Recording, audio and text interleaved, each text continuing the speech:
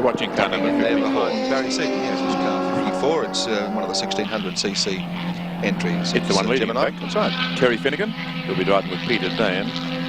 Peter Dane, it's a Gemini. And they're leading the class. We saw one of the favourites eliminated just a moment ago in the pit fire, which took Chris Hyre's VW Golf out of the race. And there's the order on the IBM scoring service. The Golf still shown as being in 10th place, but of course not going to go beyond the 49 laps that is shown there. Those are the 10 still counting in the class. Meantime, back at the head of the field, it's still car 25, the Marlborough Holton Dealer Team Commodore of John Harvey and Ron Harrop. They're in the lead, and they have a 9-second call over the car holding down second spot, and that's the Channel 7 Breville XD Falcon with Bobby Morris still at the wheel. One obvious thing, just looking at as we see the lead of the small cars go around, is the reliability of this class. They seem to be doing better than the others. A much lower level of retirement. All the other classes have suffered fairly heavily in this extraordinary race in which so many people have had trouble. But Finnegan circulating very regularly. They're many laps down, of course, compared to the bigger cars, but having a real scrap among themselves.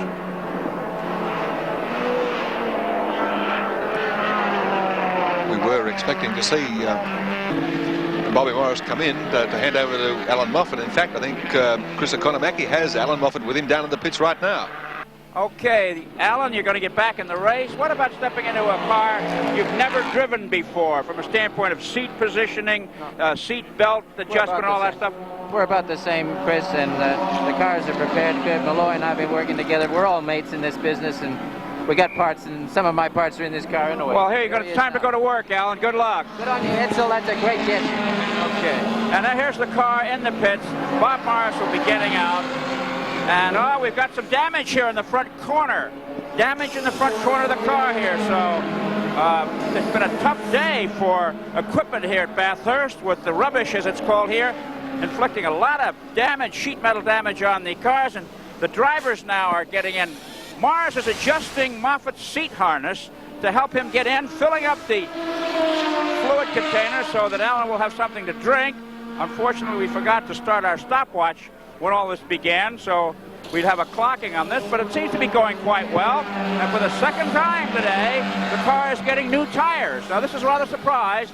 Before the race, Morris said he hoped the car could go the distance on 2 sets of tires. Well, they've already used up, they're on their third set now, at least on the right side of the car, which is an indication of how hard the car is being pushed out there on the racetrack. Windshield being wiped, and it's one-stop service at its glorious best down here on pit road for the Mount Panorama circuit. The fueling process is over, the tire changing, and there's oil being added as well. So it should be just a few moments before the car goes off. We're going to try then and get a word with driver Bob Morris, who is, there's a fire under the hood here. A small fire under the hood. We're going to need a fire extinguisher down here. We're really in on what's happening at this pit stop. We wonder if Alan Moffat knows how to work with the television, whether our mics are hooked up to him or not. And a couple of seconds, it'll be able to go.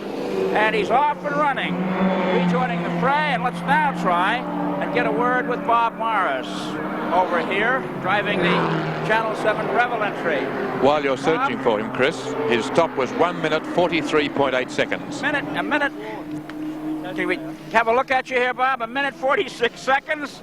Tires, gas. We had a little fire under the hood. I'll let you know. Put out. What kind of shape are you in? Well, I'm a little bit tired, but the car is brand new. Really? Yeah, the Ford is running like to perfection. Absolutely as we started. The temperatures are hanging in the right places. Braking exactly the same place. It's brand new. Did you have a little trouble earlier with an ignition switch or something? No, I was alternating the fans because we were getting hot in the traffic very early. I had to lay off it a bit. I didn't want to get involved with any dices, and I didn't want to get caught behind anybody because of the temperatures, because we were stroking along and it's going well. But the big problem I had early, I flat spotted the tires avoiding Dick Johnson's accident. And I was driving on tenterhooks waiting for the tire to blow. I could feel it was a very big flat spot, and I just had to go as far as I could. And every right-hand corner I went round, I half expected to run into the fence because the tyre was ready to go any time. The right front corner, Bob, has got some damage. The lens of the headlamp is out and everything. What caused all that? Well, I bumped John Harvey at Forest Elbow. It was an accidental thing, and, you know, I had a bit of a talk to him. He said, it's all right. You know, it was one of those things. I slid in there a little bit deep, and he takes a different line, and it was just a tap. And it broke the glass, and it was a little bit dangerous because going down the main straight, bits of glass were flying off.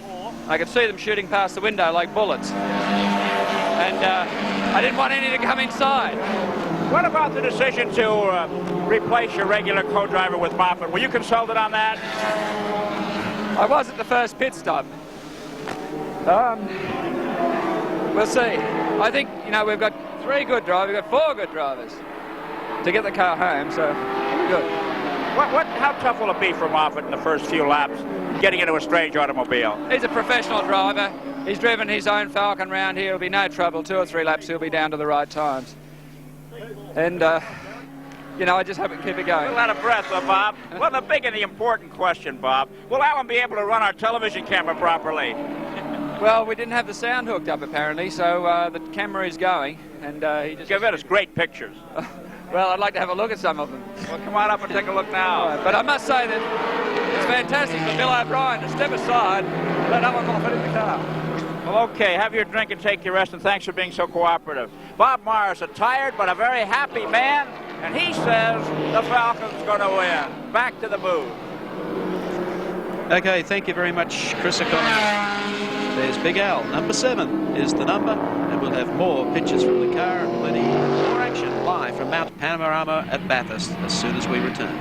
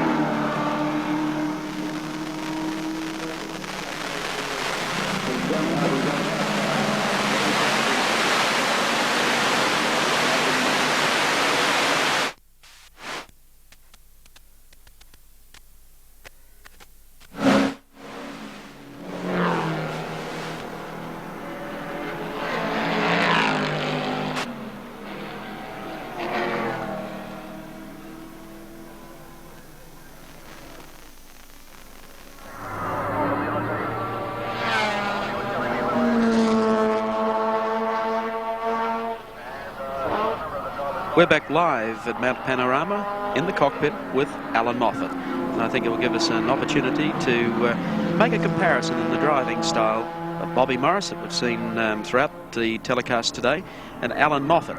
Moffat in more the reclining position and very, very graceful with the arms. It all seems to be somewhat of a Sunday drive, although he's fairly busy at this stage because the location at the racetrack. Yeah, unusual driving style, Mike. I've been watching him. I've never had the chance to see him, but in action naturally before. But watch his left hand. It's the working hand, and it has the most unusual position on the wheel. And that's more than most people would recommend in terms of the crossover. When he's cornering, he has both hands up in the classic 10-2 or maybe 1/4-3 position. But when he's on the straight, he just gives his left hand a rest and puts it on the spoke like a Sydney taxi driver. I know many Sydney taxi drivers that don't drive as smoothly as that, let me tell you. They drive as quickly. Look at the left hand, the way he has that reverse grip. Most unusual. There he is coming across the top of the mountain, and our cameras will follow him inside and outside the car as he now starts the drop now into the S's. Down through here, very, very tidy indeed. Moffat won't make any mistakes at all. He'll take his time, sort out the car, make sure how it's running, how it suits him. Then you can start to see if all the temperatures, all the gauges are running as they should. I think you'll see Moffat have one big shot for a run at the leaders. Now, the last corner that brings him back onto Breville Conrod Straight, changes up gear. And this will be the relaxed position as you see Moffat running down the straightaway, absolutely flat strap. That looks like a Sunday driver. Hardly movement at all. There's crosswinds as they take the speed hump, which brings them down into the bottom part of the course. But there you can see, coming down to the speed hump now, you might see a flick of the hand. Not too much breeze blowing through there. Now down through the gears. To third. Just a moment to One more. Peter Board when he returns from having his lunch. Stand on the gas. Bartlett into the pits in the 9 Sports entry. That's changed now. Very smooth in the cockpit indeed as Alan Moffat. As he heads up now to left-handed, bring him back onto the run to the top of the mountain one more time. He still has that blinker running. I think that would be the last thing that would be concerning him at this stage, unless someone tries to pass him on the inside.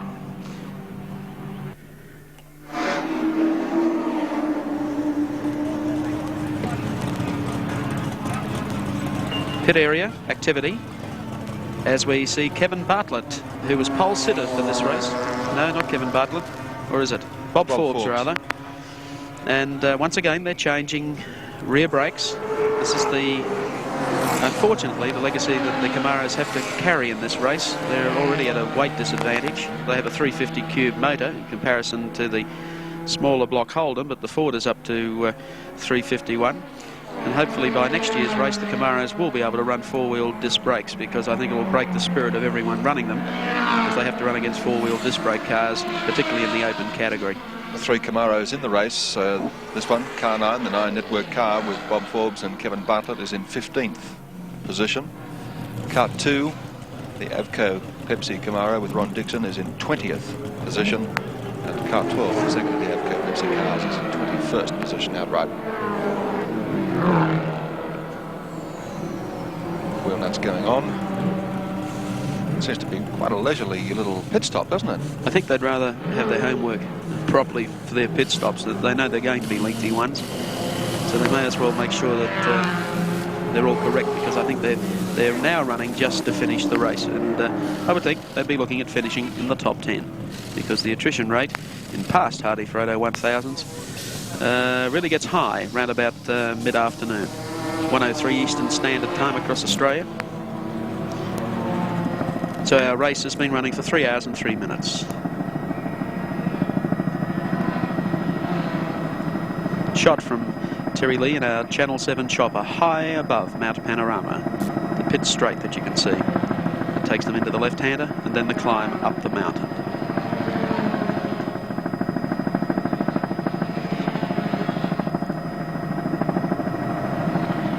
On the way up the mountain straight.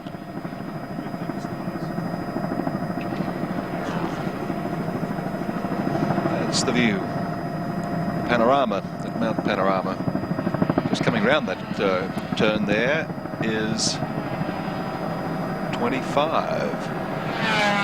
John Harvey, who's the race leader at this stage. The second of the Holden dealer team Commodores. That's on 69 laps completed via the IV. In fact, with that pit stop for Bobby Morris, changing over to Alan Moffat. The dealer team Commodores are probably running first and second on the track at the moment. Alrighty, we'll catch up with that a little later, but certainly John Harvey. We haven't seen a great deal of John, but he's been doing a great job out in front for the Marlborough Holden dealer team. There's Moffat going up the top in company with one of the Team Commodores and also one of the AFCO Pepsi Camaros, having a nice day. Confirmed, by the way, the dealer team cars are first and second on the track. Car 25, John Harvey leading the race from 05, Peter Brock, and in third place we've got car 6, the Craven Mild Commodore with Alan Grice. And there's the Channel 7 Revel Ford entry with Alan Moffat at the wheel. I think the last time that Alan drove for Bob Morris for the Breville Channel 7 team was at Amaroo Park, and he had one start in a Tirana and won. What's the last time a driver changed cars in mid-race at Hardie Ferodo? Quite a while. But as Bobby said, they have 4 drivers. They also have John Fitzpatrick, who could be brought in from the wings. Otherwise, it was a long trip from Los Angeles for John Fitzpatrick to co-drive with Alan Moffat, and I would think he would also be happy to have a run today in the Hardie Ferodo 1000. And down the straightaway, Moffat in the Ford, and the Commodore starting to tailgate as they come over the speed hump, as you can see here. Just into view is the blue and red Commodore. That's the Geisler Rogers car. And here comes one of the Capris, and then the dice between Moffat and Peter Brock. With Jim Richards, of course, at the wheel. Takes him nicely. That was a beautiful passing manoeuvre there. Moffat sits in behind. The two of them run up pit straight away beneath the Hardie Bridge. John Harvey and Alan Grice between them have got the lion's share of the lap money. The first 80-lap section sponsored by Coca-Cola bottlers at $50 a lap. Harvey and Harrop picked up $1,150 for leading 23 laps. That's in car 25. And car 6, Craven Mild Commodore of Alan Grice and John Smith. They picked up $1,250, so they've got just a little better at this stage of the lap money, although Harvey is picking it up now. John Harvey just turning on the run up to Mountain Straight now. 14 follows him through. Harvey about 200 metres clear of that car and starting up towards GTX Bend. We'll take a break from the Hardie Ferodo 1000, but there's more exciting action coming to you live as soon as we return.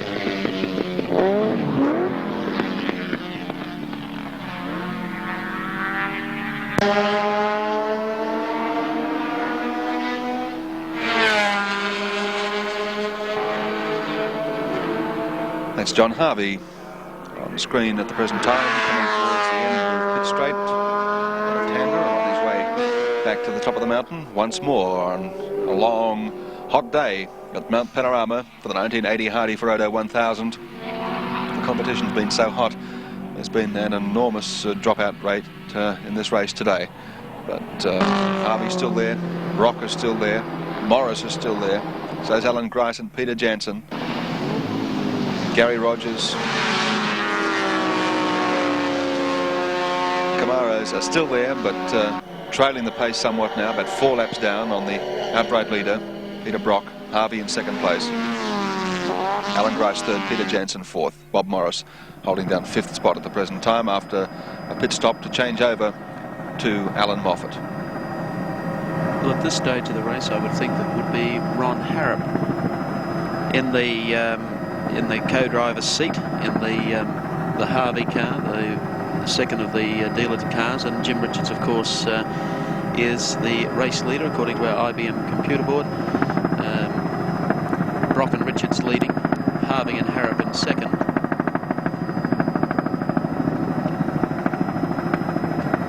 Okay, Evan Green is in the pit area. Evan, you have a report for us? Yes, Mike, we have a report from the police, in fact from Wayne Bottom, Police Public Relations.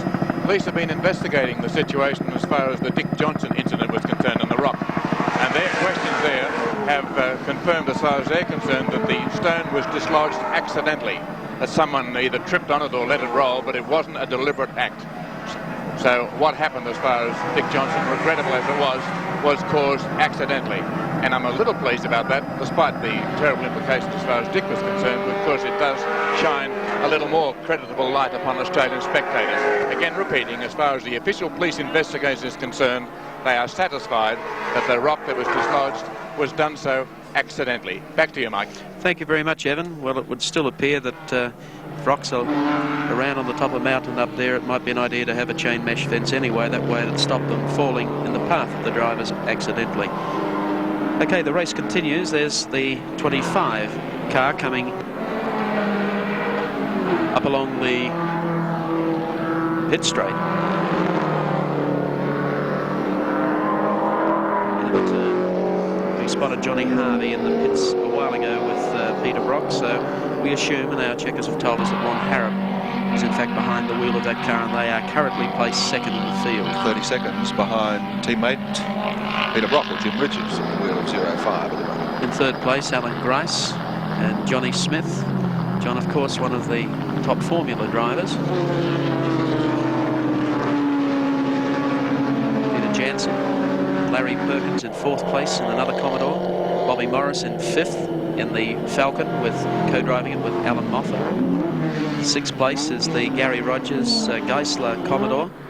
Seventh place held down by Alan Brown and Brian Sampson. Eighth by Pete Gagan, Golson in another Commodore. Ninth place by Gary Cook and Warwick Brown. And 10th place, Barry Seaton and Don Smith in the Ford Capri. Pete Gagan's been very quiet all day in car 21, unobtrusive, circulating around there, and just a couple of laps off the pace. Hello, we've got trouble. This is the Ron Harrop at the wheel of the second of the two Marlborough Holden dealer team cars, and I think they have big troubles. They are just smoke pouring out of the tail section of the car, and he has really eased the pace off, almost stopping to a halt. I think he is, in off the fact. track. So we have a problem. As you can see, the car has pulled off the circuit at the top of the mountain. Spectators all craning their necks to try and see if they can get a glimpse of whether the car has parked, and that is now going to put the pressure fairly on the shoulders of Peter Brock, who at this stage continues to lead the Hardie Ferodo 1000, but his teammate John Harvey and Ron Harrop, co-driving the number 25 car, have parked on top of the mountain. What an amazing race this is. Ron Harrop and John Harvey's car off the track at the top of the mountain as they pulled off the road. Car 63, the VW Golf that we thought was burnt to a crisp and would never see light of day again, has just pulled out and rejoined the race, gone up Mountain Straight. Well, they have a motor problem here, and I think it is Ron Harrop. Fire under the car too. it's on fire or the pipe is still burning. I would imagine he's got the engine shut down, but there'll be no point in leaving the motor run. It's in a pretty well, it's in an area where it shouldn't be. Let's put it that way. You can see how close the car's come. Fortunately, they used the inside curve to get the fast line through that corner. Fire marshal quickly on the scene, had to duck across the track, avoid the traffic.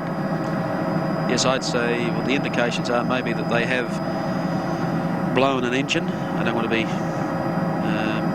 too harsh when I make that speculation, but Ron Harrop, he hasn't removed the helmet as yet. Ron Harrop, of course, took over from John Harvey in last year's race. Harvey was well placed in the race, and the car that they were running, the Toronto A9X, ran out of brakes and plummeted into the concrete safety barrier. There's Brocky passing now. Uh-oh, we've got one still running. So Peter Brock now knows that his backup car, the buffer car, is not there anymore. 0-5. Peter Brock, that man is remarkable. And the car, because here he is again, leading the field in the Hardie Ferodo 1000. What dramas there have been in this race today. Well, the car, according to Peter, Jim Richards, of course, is at the wheel of the car. Peter Brock would be in the pit area, and maybe Chris Economaki down in the pit area will be able to get a chat with shortly, maybe the team chief, and find out exactly what the problem is up on top of the mountain with the number 25 Marlboro car. Here comes Peter Brock. We'd like to think it was the home stretch. It will be sometime later this afternoon. Jim Richards, of course, at the wheel. We tend to forget that at times. Everybody talking about 0-5 and Peter Brock, but it is Jim Richards, Rocky's co-driver, at the wheel at the present time. That's correct. It's the race leader's car, Peter Brock, but at the wheel of that car is Jimmy Richards. Peter Brock in the pit area, and I would think would be talking on two-way to the top of the mountain to Ron Harrop, who's co-driving the second car, to find out exactly what went wrong.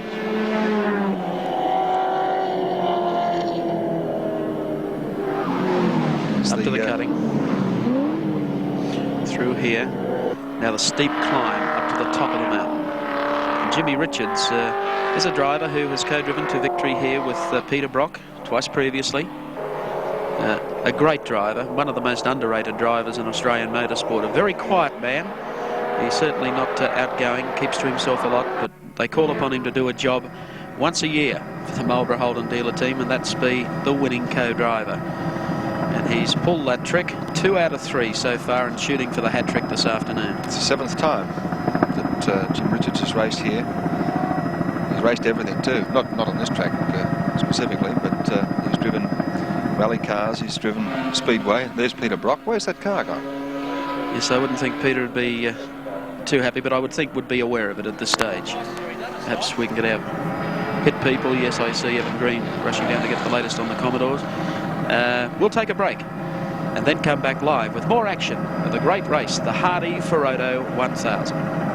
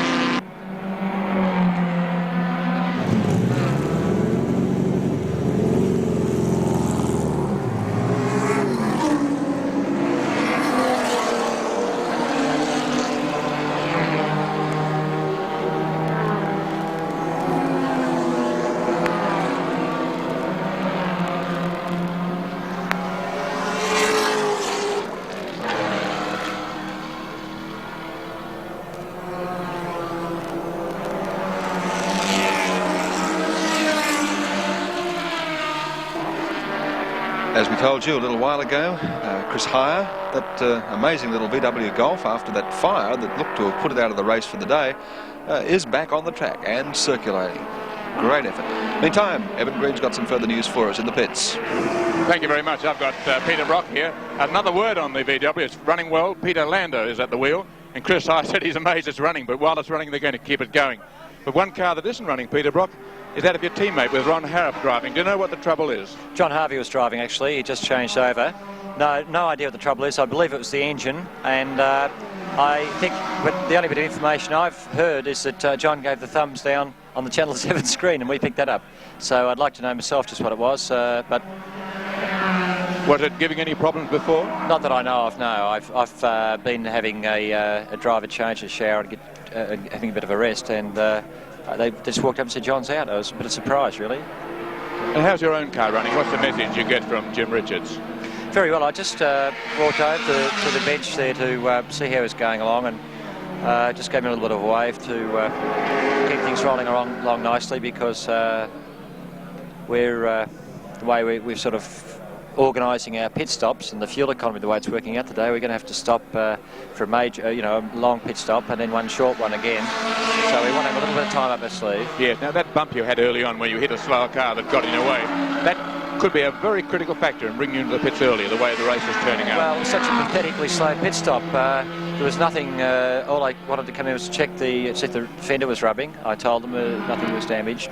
Perhaps replace the tyre, pull the fender away, top it up with fuel, and when I went to drive off, I believe I leapt over quite a lot of Channel 7's equipment to get out of the pits. There was people in front of the car and everywhere. I wish your example had been followed by some of the others, but unfortunately some of our equipment has been run over here, and we're having a few problems from the pits. There's your car, we're watching it through the mountain. Maybe, Peter, you could just drive us around the circuit from the top view. Yes, well, Jim's just come out of the dipper there, and maybe just changing out of second into third now. Into that right-hand bank where Peter Williamson crashed really heavily, in third, then back to second for the tight bit. It's very slow at that point there. He's got the apex nicely, and he's got the outside edge of the nicely there. Out of second, out now. Run up in third and top now. And then it takes a long time in the Commodore to actually reach the same sort of speeds that we were getting in the Tirana because of the less horsepower. But we've got a very good shape, and around about now we're getting up to 5.5, 5.8 in top. Just getting a wave there from my pit people to tell me I'm due out the car very shortly. And it's getting about 6.5 in top, Evan. Thank you, Peter. Before you go, stand up and let us see what you're wearing, because Peter has to go back and get dressed. If we can just cut back to a view of the Peter Brock you see in the pits as we follow his car. Not me, but the man on my right. If you can just swing around and look down at the shorts, that's the thing. The shorts, yeah. The footy shorts, yeah. Peter Brock, you wanted back in the pits. Thank you for sparing us the time. Thank you, Evan. Right. While I was talking to Peter, That's the way the... came rushing up and really gave an agitated signal to Gary Wilkinson, so they've dragged Peter Brock off. But thanks for the time he spared with you. Back to you again, Gary. Thanks, Mike. Well, that's the way the lead driver relaxes when he's not behind the wheel. Quick shower, put on the footy shorts and a T-shirt. It's the best way to stay cool. Peter Brock, who's going to be back in action on the track again very shortly. Meantime, I had the clock on Bobby Morris. Well, it's not Bobby Morris, is it? It's Alan Moffat in the Channel 7 Level XD Falcon, and as he comes to the end of the straight and begins to turn up towards the mountain again, he's circulating quite slowly in 2 minutes 35. Quite slow for Alan Moffat, 2:35. The aerial view there you can see of car 26 going across the top of the mountain is the Recar Consolidated Industries entry with the wild man from Queensland, Ron Wanless, at the wheel at the present time, coming across the top of the mountain, the view from the Channel 7 helicopter. On the track, 05 is in front with Jim Richards at the wheel, about 1 minute and 10 seconds ahead of I think Jansen in car 4 is probably now, yes, in second place. Car 4, the Cadbury Schweppes Commodore in second place. And then car 6, which is the Craven Wild Commodore of Alan Grice. In the 3-litre class, the birthday boy, Barry Seaton, continues to lead there in his Capri, being co-driven by Don Smith. The 2-litre class, we'll get a check on that shortly, but I think that Peter Williamson's still leading there. Seaton and Smith certainly still leading the 3-litre class from Bond, the Bond and Masterton Holmes Capri, then another Capri with Hopwood and Daly, and Capri again follows that with Nelson and Farrell. But over in the pits right now, Green's got one more man that we'd like to talk to, Peter Williamson. Yes, guess who? Normally you hear his voice or see the image from the windscreen, but you don't get much of a chance to see him. Peter, how are things going out on the track today? We're running very strongly. We have no mechanical problems, Evan, but we seem to have a problem making a connection with Channel 7 at the minute. Oh, well, this might be your chance to talk to our director, Phil Berry, while you're on air. Yeah. What's your problem? I don't seem to be hearing from John Porter and Mike Raymond by radio, and we're having radio difficulties, it appears. All right, well, the message is over. If they can fix it, I'm sure they will. The picture, though, is coming through strong. Yeah. How is the race compared to last year? From the point of view of a spectator, it seems to be much more packed with incident and maybe a more dangerous race to drive in. Yes, it seems to me that there's some smaller cars by the Gemini brand who seem to have a complete disregard for their mirrors. I've had 3 or 4 incidents where I've tried to overtake and been forced almost off the road. There are 2 offenders. I think we should do something about it later on, though. But the other things that seem to be happening, it's becoming more of a class battle. We're having a battle with Salika and an escort, and I see Barry Seaton's having a mighty battle with the Mastertons, and we're having a class battle for the outright lead, so it's far more instant packed. Now, you have no problems as far as your car's concerned? At this moment, we have no problems whatsoever. No. What are your plans for the rest of the race in terms of pit stops? We have 1 to make, and which will take, the last one took 35 seconds, so we should be in and out in that time, and we'll just carry on the way we're going. What will you do in that time? We'll just change 4 tyres. We've been running softer rubbers, and we're going to change 4 tyres and roll on from there. Why have you gone to the softer rubber? Well, being a smaller car, we've got to take every advantage of more coefficient of friction of the tyres, and we can sort of build up some speed that way. Our car's slightly lighter, and now the track's getting oilier, and we need to go a bit quicker towards the end. Did you give Mick Quinn any particular instructions when he went out in the car to do this? Yes, I told him the temperature's up, but I think I've been slipstreaming so many people that I think I'm not getting any cold air in the front of the car. And I said to him not to worry about the temperature gauge, but keep out from behind cars. Now, what are the things you've got to think about when you're at the wheel of a driving car? You mentioned, for instance, you can't be too close behind a car for too long or it'll cause overheating. What other troubles do you have to bear in mind, apart from just going quickly? Well, one of the problems I'm finding in this particular race is the fumes from other vehicles driving in heavy traffic. The carbon monoxide fumes are quite stinging to your eyes, and have to be very careful. I try and make sure I get plenty of air. And because I think it makes you a bit lazy, and you don't realise it, and so I get out in the airstream away from the other cars down the straightaways if I can. How do you offer ventilation within the car itself, though? You don't have the windows down, of course. Oh, I've got the window down, the driver's side, but it seems I don't know what it is, but the fumes at this particular day are quite bad, and my eyes sting quite badly, and I'm not troubled by that normally. The other thing I think in a long race right now is towards the end of your session, as the laps go on, your reflexes tend to slow down because you lose fluids, and you're getting tired without knowing it, and you've just got to make absolutely sure you don't brake too late and lock up front wheels, and go off the edge of the road and pick up a tyre, and they're the important things you've got to watch for. Now, last year you were complaining of cramps towards the end. What have you done to try and make sure that doesn't happen again this year? Well, I went to a very good doctor, and he told me I had restrictions in my feet, and I take a course of tablets prior to the race, and it thins my blood down without affecting my reflexes or my mental attitude, and I don't have any more problems anymore. Any special exercises? Yes, I exercise regularly every day. What sort of exercise do you do? Oh, there's sort of leg exercises and muscle and back exercises.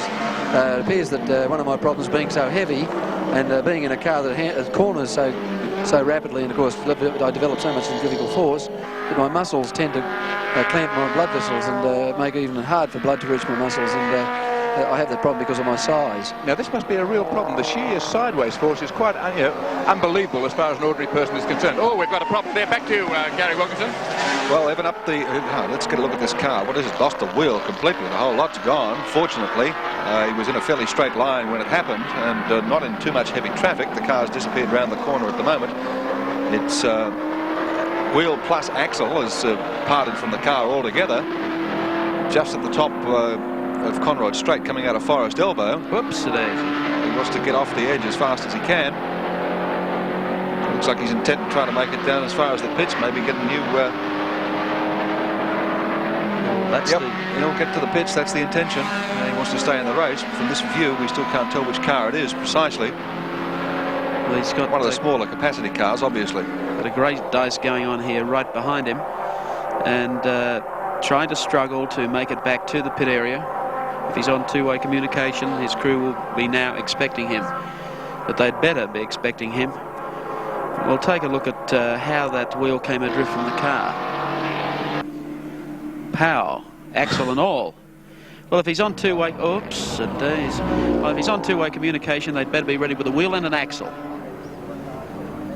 Well, it's interesting that wheel and axle coming out like that. One of America's greatest drivers died because of an accident. One of America's greatest drivers, Bill Schindler, died because of an accident just like that. A wheel and axle came out, and the wheel lay in the middle of the track with the axle standing straight up, and Schindler came around in his car and, not seeing the axle, straddled it. And when he got to the thing, it pole vaulted the car, and he lost his life in that crash because of the exact same situation as that. Now, the reason this car can get to the pits is because of the locked rear end. That means that both rear wheels drive the same, and with a normal road car with a differential, you wouldn't be able to move with three wheels like that. Chris, this is the car, the Alan Goff entry, that crashed into the wall at the top of the mountain yesterday and was virtually written off and had to be rebuilt overnight. Well, that may have weakened a part in there that perhaps they didn't see yesterday and that has given way today. They're still trying to struggle back into their pit area, and that's a sign down here almost opposite our commentary position. And I don't know if the crew are quite ready for this yet as the car comes down. About to pull off. You got one of the guys trying to just make sure that nothing explodes there, and they've got one of their other team cars sitting in their number 55 as well. Well, that's a tough job to fix. We'll pick up on Evan Green in the pits. As they came into the pits, Mike, they were showering not just sparks but flame from where either Alan Goff or Colin Spencer, I suspect Colin Spencer was probably at the wheel, was driving in, trailing a great sheet of flame from the drum brake, and they may even have worn away the bottom mounting point on the telescopic shock absorber. It looked a pretty bad sort of scene, but they brought the car in. As you were saying, they had an all-nighter rebuilding the car. You wouldn't have given them $10 for it the way it was yesterday. Almost every panel was bent after Alan Goff lost it at the top of the mountain and then hit everything within sight. But the team of students at the technical colleges in Wagga and Wollongong, the students in panel beating, went to it with gusto, straightened it out, and now I think, as you've correctly speculated, Chris Economaki, something was probably damaged in that earlier incident which has let go, the reason he's lost his wheel and axle. But as long as there's been no fundamental damage, they'll probably be back in action again. But it was a fairly dicey scene, and for a while I thought we were going to have another fire, because he truly was trailing a sheet of flame that was almost a foot long behind the car as he drove in the pits. Well, they've got it up. That's the left rear suspension dragging, but the brake carrier may be damaged because of the ride down the long straightaway, worn it out. That may be the problem in getting that car back on the track, plus the fact that the axle may have broken inside the rear end housing. That will have to be taken out. It may be a long while there in the pits. There's Peter Brock standing by for Jim Richards to bring in 05, and Peter will get back in the car, and he's watching, in fact, the sad sight of the pickup truck further down the bottom of the straight, bringing back car 25, the other Marlborough Holden dealer team car that went off up the top with mechanical trouble when John Harvey had only just resumed the wheel. Car 62, that's the Meadowley, that's Alexander Surplus. They started from the rear of the grid, but they're still in the race. It's been a race that has attracted some good women drivers over a period of time. Sue Ransom today, Alexandra Surplus, who has been campaigning at some of the smaller tracks. We have a driver change about to be effected. Jim Richards is hooked up with his communication, got out of the way, has put Peter Brock into the driver's seat, and the crew doing a great job, as you can see, changing the rear tyres. You know, Mike, it's interesting to watch the teamwork with these races with more than one driver. The exiting driver tends to play valet to the man taking over for him, adjusting the seatbelt just as Jim Richards is tightening up for Peter Brock in the seat of the car here. They really look after one another in that sense. It's interesting to watch that kind of cooperation. We don't see that much in the States. We've got the clock on the pit stop. There they go at 45 seconds. That's a good pit stop. Peter Brock is now back in 05, relieving Jim Richards, who has done a great job out there, playing the role of co-driver, co-winner. Alexander Surplus heads up through the cutting. As Gary pointed out, they started well back sponsored by Meadow Lee. Still doing a good job. They're circulating around quite solidly and have been since the race started. We'll take a break and then return live with all the action of the Hardie Ferodo 1000.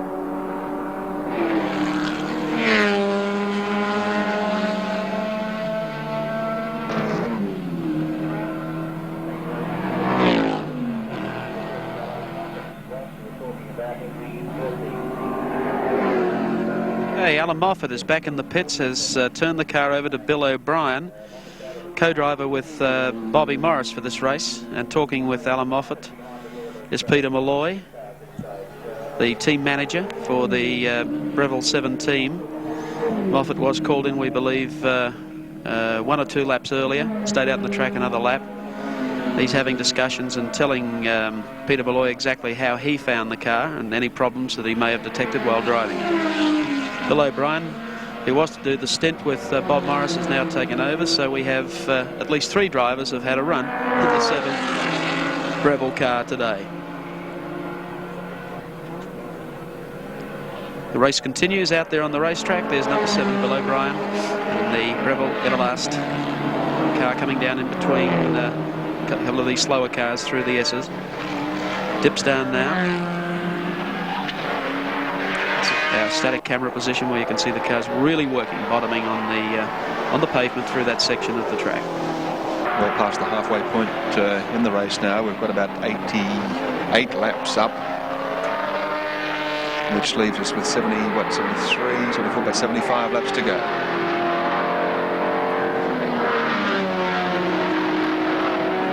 You know, having been here last year and watched the full race, I would say that there's been more action on the track, in the pits, and from every standpoint in the first half of this race than there was in the whole affair last year. Exactly. And we got no idea of what's to come.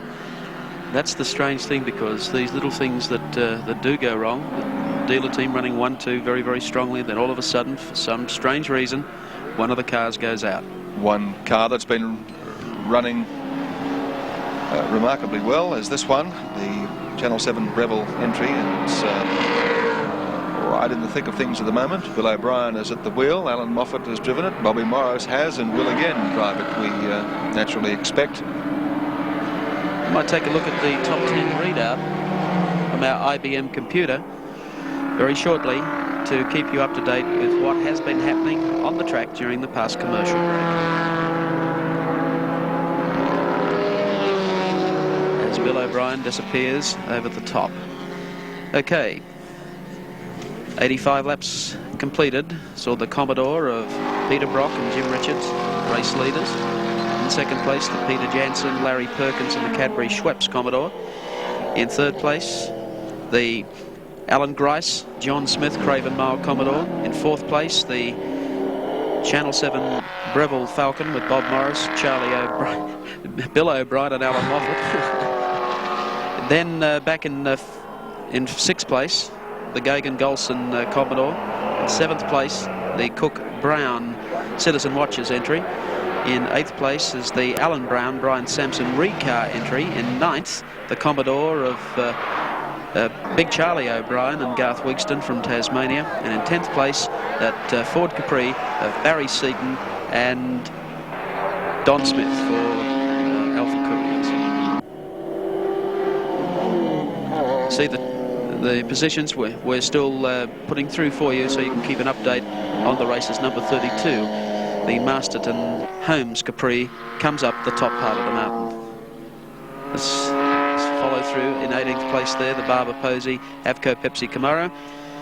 In 19th, the Bailey Clark Celica. And in 20th place, the Escort of Cartwright and Stevens. Retired as the 21st place of the Commodore, the Marlborough Holden dealer team Commodore of Harvey and Harrop. 23rd place is the Camaro of Dixon and Stevens. So IBM computer service will give you the readout of the field. Whilst we're watching car 32, the Masterton Holmes Capri entry circulating for a moment with Colin Bond back at the wheel. I suspect that Evan Green has Steve Masterton standing by over in the pits. You're dead right, Gary. Sitting with me is Steve Marston. Your car, Steve, is running 11th outright and second in the class. That's right, Evan. Yes, we were leading the class for right from the start until about an hour ago. And when I took over, I was a little bit slower than Colin, of course, being a little less experienced. And one of the Holden dealer team cars dropped some oil down through the dipper, and being probably a little bit too cautious, I dropped my lap times down a couple of seconds, and of course we slipped back into second place. But anyway, Colin's back out in the car now, and I hope he can pull something out of the hat and get us back into number one. What sort of a lead does he have to make up on Barry Seaton? I'm not sure, Evan. I think it's about half a lap, about 50-something seconds. Did you give Colin any particular information when you got in the car, when he got in there? Is the car okay? The car's perfect. There's absolutely nothing wrong with it. I'm very happy with the way Reg Varley, my lead mechanic, has prepared the car. Nick Perozzi and John Davis. The car is absolutely running beautifully. It looks very hot work out there. Yeah, it is hot. It is hot. The engine's running probably 10 degrees Celsius hotter than we'd like it to, and we're just treating it as gentle as we can and going as quick as we can to try and keep the water in the engine. The cars, particularly the Capris, seem to be going faster this year than last year. What's the reason? Well, we've had a lot of development take place since February when Reg first started with me, and we've had some new rules given to us, such as wider wheels on the front. We're allowed to use 10-inch rims on the front now with wider flares, which does improve handling and braking. We've gone... Oh, we've got, just a minute, we've got Bobby Morris's car there with Bill O'Brien in it, stopped on the track. Now, that's the car that was running fourth, the Channel 7 car. He has stopped on the track. I might throw back to you, Mike Raymond. Yes, noticing the steam coming out of the bonnet area. That's not a good sight. I say the car that has seen three drivers going through the, putting it through its paces today. There's Bob Morris and Alan Moffat down in the pit. They're watching the screen. They can see what's happened at the top of the circuit. They probably don't know precisely what has happened. I'd say a very dejected Bobby Morris, who stands there, arm around the shoulder from Alan Moffat, saying, "It always feels terrible, but I felt that way myself once or twice." That's the view from inside the car, parked on the side of the road. Bill O'Brien's helmet, you can see left of screen there. And what a lonely sight. The car parked off the circuit and the helmet sitting on the bonnet. And Bob, yep, that's says it all, I think. You know, not too many Falcons left, Not too many at all at this stage, Chris O'Connor-Mackie. We might check. I've seen Murray Carter still circulating, but he's many, many laps down. We'll check that very shortly. We'll be back for more live action from the Hardie Ferodo at Mount Panorama.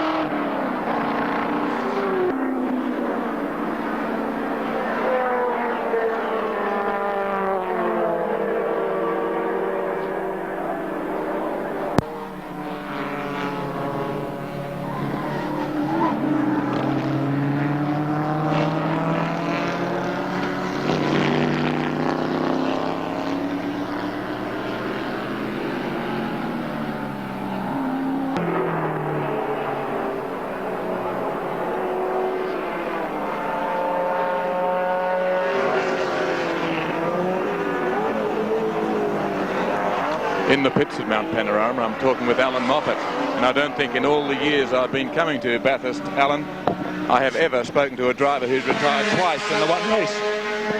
What? I'm sorry I didn't hear you then, Evan. I was saying I've never spoken to a driver, oh, I'm losing my voice like you're losing cars. I've never spoken to a driver who's retired twice in the same race. Yes, that is a bit of a unique novelty, isn't it? Do you think you might know what the trouble is that stopped Bill O'Brien out on the track in the Channel 7 car? If it had been anybody else but Peter Malloy, I wouldn't have come in. I have a high regard for Peter, and it was his car and his team. He gave me the hurry up sign, and I thought, well, okay, I'll go a little bit harder. But I was driving it like I would drive my own, with a view to the afternoon time, and we had a long way to go. They were a little nervous about their brake wear pad rate, and I thought, well, I'm just going to drive it exactly the way I would my own. And I was aware of the fact when the Holden went by, okay, times were slipping away, but we had a long way to go. When Peter gave it to me the second time, I knew there was no alternative. I came in. There's a very disappointed man there, Bobby Morris. How's he taking it? Well, he is disappointed because I did have a professional words to him, and I said, no, I thought it was a mistake to come in. I was driving it the way I thought we could finish the race. And he said, no, it was go or blow. So obviously, Bill O'Brien just put it in a little harder than he would have liked to. I thought... I never like thrashing a car. I never do. I think, and when you do, you have to know it yourself. And you can't get into a car, have people telling you to take it easy on the brakes, hold the revs down to 6.5, and break the damn lap record. So I can appreciate they were disappointed. Maybe I wasn't going as fast as they would like me to be going, There was a dump truck in the middle of the S's down in the dip. There was oil in the S's. The other Marlboro car crashed in the S's. Naturally, I wasn't going the speeds that Bobby Morris was going. But I thought the plan would be to hand it back to him a car that he could take to the finish line. That's how we've won here in the past, so I did nothing I would normally not do. You felt you were still in a winning position? Well, at this time of the day, anybody's in a winning position. And certainly, we're not in a winning position now because we're not circulating. It's been an extraordinary race, Alan Moffat. What's the reason that so many cars have had trouble? I really don't think I can put that down to anything, Evan, other than that we're still going through the new phase of regulations. The 1980 decade start when we got new regulations, and it does take a long time to get to grips with a particular... There's so many parameters, so many facets, so many angles go into preparing a good race car, and I don't think all the teams are really 100% to grips with them yet. And so Bobby Morris on camera now, Alan Moffat and Bill O'Brien. 3 drivers out of this year's Hardie Ferodo 1000, and the men leading are in the order in which they came last year. Number 1, Peter Brock, number 2, Peter Jansen, and number 3, Alan Grice. That really is extraordinary. Makes you almost start believing in a Commodore, doesn't it? Back to you, Gary Wilkinson. Oh, I don't think I could top that line. I think Alan's defected. That's the man that's running in second place on screen at the moment in car 4, the Cadbury Schweppes Commodore. The captain, Peter Jansen, co-driving with Larry Perkins. The man they've got to catch now is Peter Brock in 05, and the man that's hot on both their heels is car 6, the Craven Mile Commodore, Alan Grice. We were checking through the list to see if there was a Falcon still on the track. Murray Carter's still circulating, but of course he had troubles, had a broken axle, and is well down the list. But there's the Cadbury Schweppes car, of course, always a good finishing car, Peter Jansen and Larry Perkins. But there's still quite a few questions to be answered. We hope we'll have the answers for you when we return to Mount Panorama at Bathurst.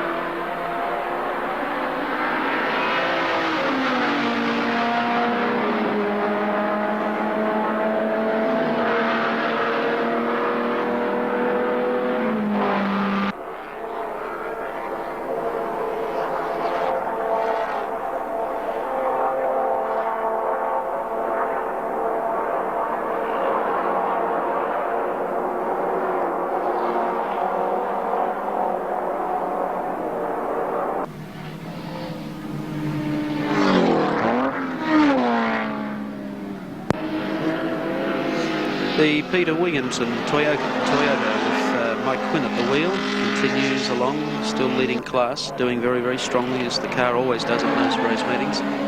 Bobby Morris rather dejected. person, as one would expect him to be, because they've put together a race car in a very, very short time. And he's joined Evan Green in the pits. So some comments from you, Bob, as we follow Peter Williamson's car around. It's going up Mountain Straight now. Peter's car would be doing about 115, 120 miles an hour at this point, accelerating down the Castrol corner, back a couple of gears, and to be hard into it now, really accelerating hard to get up that very steep hill. If I could ask you, Bob Morris, did you find the presence of the camera alongside you an inhibiting factor? Did it worry you? I wouldn't say it was an inhibiting factor, Evan, but it was something that I was aware of. And you know, quite often I looked around, and because it was at a different angle to when I last looked. But I think it's a lot of fun having the camera there, and I hope a lot of people got a lot of enjoyment from it, because it's really something sensational. I'm sure they did, but you must be a very disappointed man. Well, I am disappointed because we prepared this car. Peter Malloy and his boys did a fantastic job building this Falcon in just 6 weeks. The car was running so well. It was just like brand new when I stepped out of it. And I thought Bill O'Brien was quite a man to step aside and give his drive to Alan Moffat. We were disappointed that Alan was some 6 and 7 seconds slower than I was in the car. And we only had a short section to do, so it was decided to put Bill in the car for this next lot, and then I'd go in at the finish. Do you know what the trouble is with the car? No, I've got no idea, but if we can possibly get it going again, we won't be a contender in the race, but we'd like to get it going again so that we can use the camera for the remainder of the afternoon. Well, despite the disappointment with the result, you must be still fairly pleased with the way the car went, because it was a good run up to that point. The car was just fantastic. The Falcon made such a good race car in just 6 weeks that we just can't believe it. If we'd had 12 months development, perhaps things might have been different. But the car was just sensational. Well, there's no doubt the race is much more competitive in terms of the variety of makes, and people were saying some months ago, you know, it was a much more open race when the event started, wasn't it? Yes, it definitely was. It's probably the best Hardie Ferodo we've had here for 3, 4, 5 years, perhaps. And why are things so tough around the track? Well, there seem to be a lot of cars crashing, sliding off, having flat tyres. There are quite a few stones on the edges of the circuit. That's Sue Ransom we're watching now, by the way. We were speaking to earlier, one of only 2 women in the race. She's driving the Commodore, going very, very slowly there. Obviously, they've got some sort of trouble. Bobby Morris, if you can hear me, Bob, while you're down there. Yeah. Evan was just speaking to Alan Moffat a while ago, and there seems to be some conjecture. We'd just like to straighten up if we could. Yeah. While we're looking at this car with the flat tyre. I'm sorry? I'm sorry, Bob. Evan had an interview with Alan Moffat a while ago. Yes. He seemed to believe that he was driving the car as he would his own, and that was conserving it to finish. Well, is there some conjecture that Moffat was too hard on the car, or wasn't going fast enough for the team's liking? Well, he definitely wasn't going fast enough for the team's liking, because I was using the rev limit that we'd set at 6,500, and I generally looking after the car, and we were averaging 26s with a few 25s thrown in, and Moffat was 32s and 33s, so it was disappointing to see him going so slowly. Yes. We did wave him on. Alan Grice. Oh, there's a bit of drama there. Alan Grice at the bottom of Rebel Conrod Straight into the sand. Commodores do have troubles. Even if it's bogged in the sand here at the moment. Stay by, Bob. I want to go back to you in a second. Well, we might even ask Bob, Mike, whether he thinks the sand is a good idea. There's no doubt it's good from the safety point of view, but if you run off, you can get hopelessly bogged. Well, we didn't get issued with shovels to dig the cars out, so he could be there for quite some time getting that car out. So you could have a perfectly sound motor car, but just not able to get going again in the race. That's right. It's only 20 foot from the circuit, but he can't get there. Grice, if he has outside assistance, I believe he'll be disqualified under the rules. This is the man running 3rd in the race. Bob, could I put it to you, would the sand traps be better than some of the tender vehicles running around the track? I think the trucks running around the track are very dangerous. In past years, I believe they've been very dangerous. I think that it may take a major accident to stop these trucks driving around, because they are very, very dangerous. Okay, just back to the Alan Moffat piece again. Putting it quite bluntly, Moffat gave me the impression that if he had stepped up the pace, the car wouldn't have lasted. And in fact, that Bill O'Brien stepped up the pace and the car didn't last. Well, we don't know why the car stopped. It could be something very minor. The car was in absolutely perfect condition, and you know, I was driving the car what I thought to be a reasonable pace and keeping the revs down and looking after it, and all the gauges were in the right places. We really don't know what's happened to it, so it's only conjecture to say that he's broken it. I don't believe Bill would, because he looks after the car. Okay, in the short period of time that you've had to put the car together, virtually only you were able to run it at Sandown, and you had some problems there, teething troubles, and you've come here. In 6 weeks, and Dick Johnson has done the same. They've made the current model XD Falcon look like a race winner. In 12 months, can they hope to enjoy the success rate that the Commodores seem to be enjoying now after 12 months of development? Well, we'd like to think so. I think there's a little bit more development to go with the Falcon, although it came together so well, it handles so nicely, and we got adequate power straight off. Peter Malloy has been developing the engines throughout the year for Bill O'Brien's XC, so we did have some development to step from an XC to an XD. Bobby Morris, I thank you for those comments as we look at Alan Grice's car, a driver who's just been running right on the right pace all day long. And there you can see he's had some sort of a problem. He's looped it, gone backwards into the sand trap at the end of Breville-Conrod Straight. And I think it's, in fact, it's John Smith in the car. It's the sort of trouble, Mike, that they had last year. Remember how Alan Grice had a spin down the road, but last year there wasn't that sand trap to snag him, and this time they've really put the car in. If I could come back with just 1 point additional to the story of Dick Johnson, which really has obviously tugged at the heartstrings of so many people around Australia. The word from the pits is that quite a lot of the racing fraternity are all adding their $100 and so on towards the fund. But even more remarkable, because one would expect support from racing people who are a fairly close-knit fraternity, is what the people of Mareeba in Queensland have done. Now, that's a pretty small town up in the Atherton Tablelands, not a big population, but they have contributed as a township $1,000 to Dick Johnson, and that, I think, Mike Raymond, is a remarkable gesture. I think that is absolutely marvellous. It might be just timely again to recall the message that we had. It was absolutely confirmed by our executive producer Jeff Healy, who spoke to Edsel Ford earlier on the telephone today. He agreed to match on behalf of the Ford Motor Company, $1 for $1, on any funds donated today by viewers of Channel 7 to the Dick Johnson racing team, to keep that team as a private team mobile for 1980-81. And the address, of course, for those people around Australia, again, to send something in to assist, particularly those people associated close to motorsport, is to ATN Channel 7, New South Wales 2121. Epic.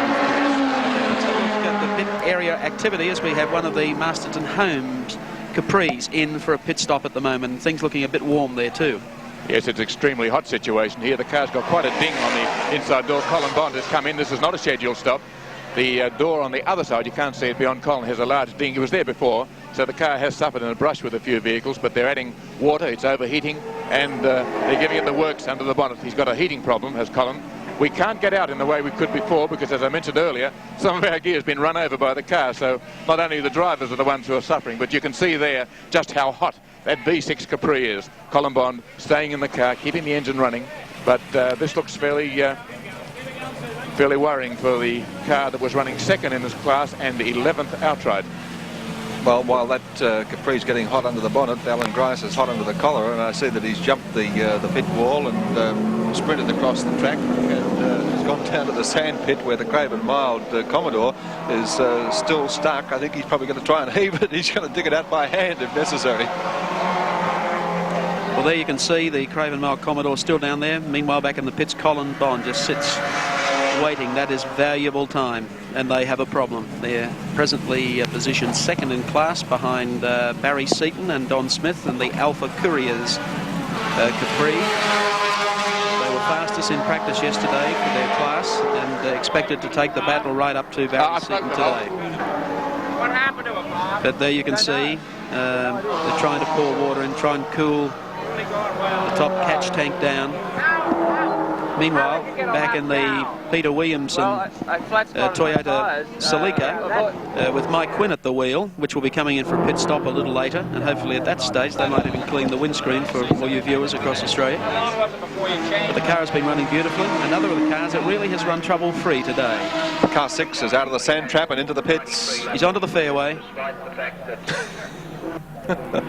Colin Bond, head down and ready to go. And meanwhile, our backpack crew, fittest Australian television network, run down the pit area. John Smith out of the car, Alan Grice in. Gricey, at this stage, wouldn't be planning on any return visits to the bunker. Well, he's lost a couple of laps sitting down there, 3 or 4 laps, I would expect. He was right up with the leaders, in 3rd place, in fact, behind Peter Brock in 05 and Peter Jansen in car 4. He spun out. That's left Gary Rogers now in 3rd place in the Greater Pacific Finance Commodore, followed in 4th spot by car 21. That's the Ian Gagan and Paul Gulson Commodore, sponsored by Stockton Coin and Bullion. So it's 05, the Marlborough Holden dealer team in front. Cadbury Schweppes Commodore running 2nd. Gary Rogers Commodore in 3rd place. Then the Bullion Company car, Ian Gagan and Paul Gulson, 4th, followed by car 15. That's the Marie car vehicle. Alan Brown and Ryan Sampson, they're going extremely well. Okay, we return to the top part of the mountain. Coming up, see a very sunny day here. Weather conditions, one of the warmest Hardie Ferodos on record, I would think, in consideration of 2 years ago. We're almost fogged out for the start of the race. And the temperature here at Mount Panorama over the past 4 days has ranged somewhere between 28 to 34 degrees. Meanwhile, Murray Carter in car number 18 continues along the top of the mountain, not far astern of Mike Quinn and the Peter Williamson Toyota. Here's Murray Carter just going beneath us at the moment. We'll give him a short look for you.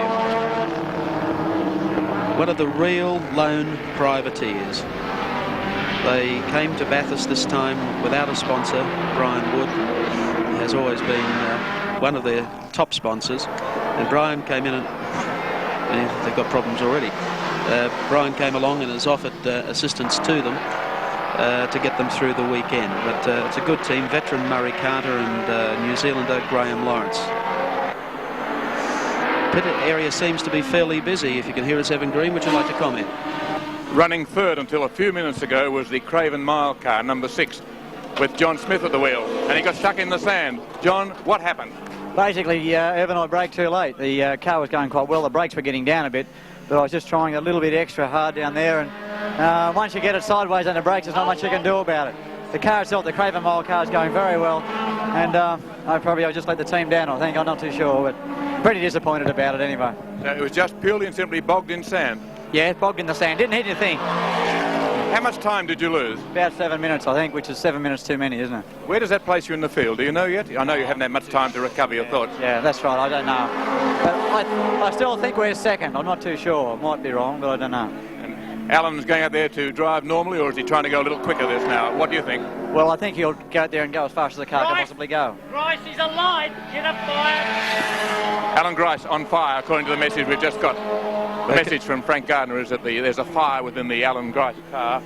Frank, right behind me, just thumped me on the shoulder and shouted, Grice is alive. The car's alive. We have a problem by the sound of it. The car is burning. You got it. We're trying to track it around the circuit at the moment. It's alight underneath. I would say he's on the top of the mountain somewhere. He's got his radio on and I can still hear it. Okay. You can hear the fire. Now I can still hear the blokes. We're following the Peter Jansen Cadbury Schweppes car up to the top of the mountain. We'll keep a lookout for you, Frank. Let's go back to the action. They've put the fire out and he's trying to get home. Okay, Frank, thank you very much. Some sort of flash fire, and there it is there. The Craven Mile number 6 car bombed in the bunker about 7 minutes ago. Flash fire at the moment, returning to the pits, and my goodness me, the attrition rate is getting really high in the closing stages, with about 2 hours to go in the Hardie Ferodo Classic for 1980. If there's anybody left at the finish. Oh, goodness me. Alan Grice nursing the car back towards the pit area, one presumes. Yes, he is, as Frank Gardner, who is team manager, one of the most experienced race car drivers, and of course a tremendously competent team manager. Will be able to fill us in with more details as Gricey limps down Breville Conrod Straight heading to the pits. Murray Carter now is not the only Falcon on the track. I see car 24 has resumed the battle. That's the Robert Muir Kingsley Hibbard Falcon. They're a long way down the list, I think, but they've re-entered the battle and they're back on the track.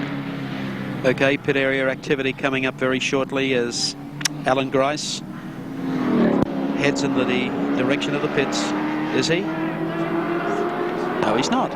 He's not coming in. He's not coming in. He's probably quite happy that whatever they found that was wrong has been cured. Although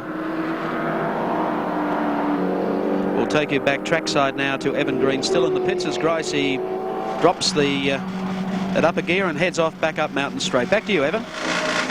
Around the track again. What message did you get on the radio? The fire marshals have put out the fire, but the whole problem is the fire's out and we don't really know what the problem is, but he might as well stay out there. It's probably stuff that it picked up in the accident and knocks some of the wiring back onto the bulkhead, which is burned through. But it sorted itself out, so we might as well stay there. There's no point in coming in because we wouldn't know what to look for. So you'll keep it going till there's a problem? Yeah. Frank, that must be terribly disappointing because the car was running so strongly.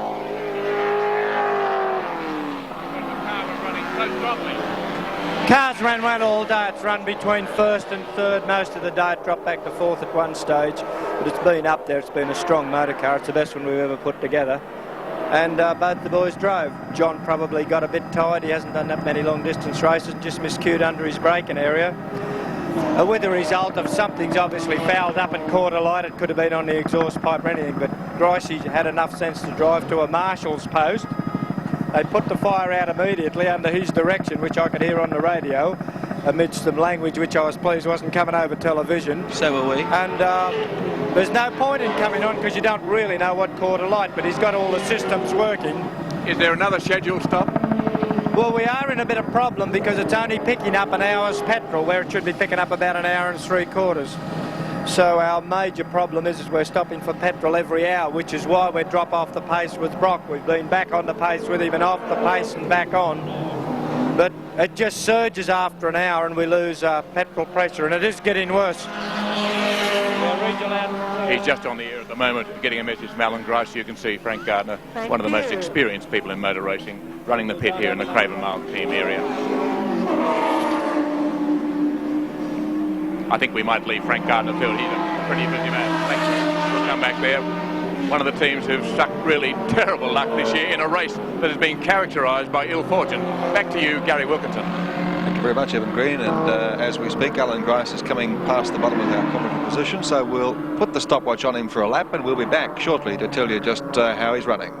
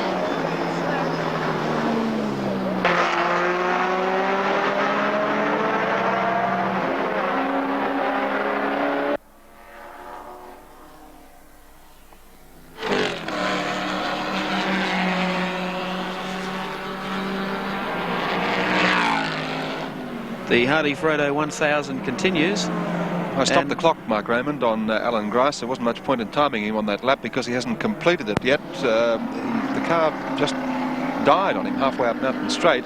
He's got it going again and is coming back round. And has he gone into the pits? I can't quite see from here. We've got a bigger problem here. Look. Here he comes down on the right-hand side of the racetrack.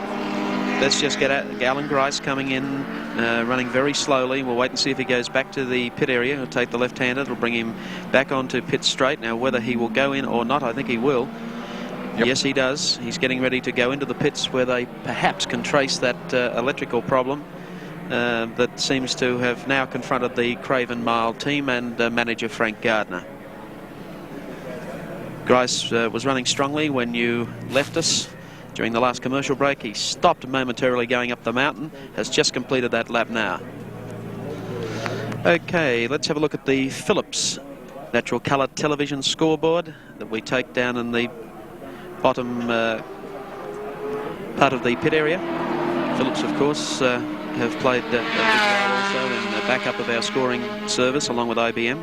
Car 11, you know, Gary Cook's been running very consistently, and Charlie O'Brien. They're a couple of laps down naturally on the outright leaders in the race, but they've been going very, very well and still circulating. Evan Green right now, in fact, we'll sit back to Evan in the pits because he has with him Alan Grice. Well, Alan's in the pits. The trouble is, I understand he can't turn off the engine, but I'll try and see what caused the fire. Alan, where was the fire? Under my dash here. I've pulled up and got one of the extinguishers to put it all out. You can see all the powder and stuff. It was somewhere under the dash. Has it caused any damage? It has. Well, I've lost a few electrics. I can't turn the engine off either. And you don't dare turn it off now, I suppose? No, pretty right. They might have to, though. I think we've got a fuel filter problem, and they're going to have to try and change that. So to do that, they may have to take the battery lead off. Now, Alan, yeah, you really must have... Yep, let's get out of the way. Sorry he couldn't stay and talk, Evan. Yes, well, he's gone with his fuel filler cap open at the back. I think he won't leak any fuel, but it sure might upset the aerodynamics. And talking of things being upset, I'm being hauled off the track. Someone tried to save my life. I want to get back and have a chat in just a moment, Mike, to Sam Posey, because there's quite a drama unfolding with the American Camaro. In the meantime, Kevin Bartlett's car has just come in, Bobby Forbes. There's a lot happening with the big American cars here. We'll be back in just a moment once we get through all the traffic and get set up. Okay, as we look back to complete our run through the scoreboard, the Philips car stereo and colour television scoreboard down, it backs up our impeccable IBM computer system. For those people following the cars through the newspaper supplements published around Australia today, so you can follow your favourite drivers. Obviously it takes quite a deal of time for us to list all the cars and how they are running on each lap of the race.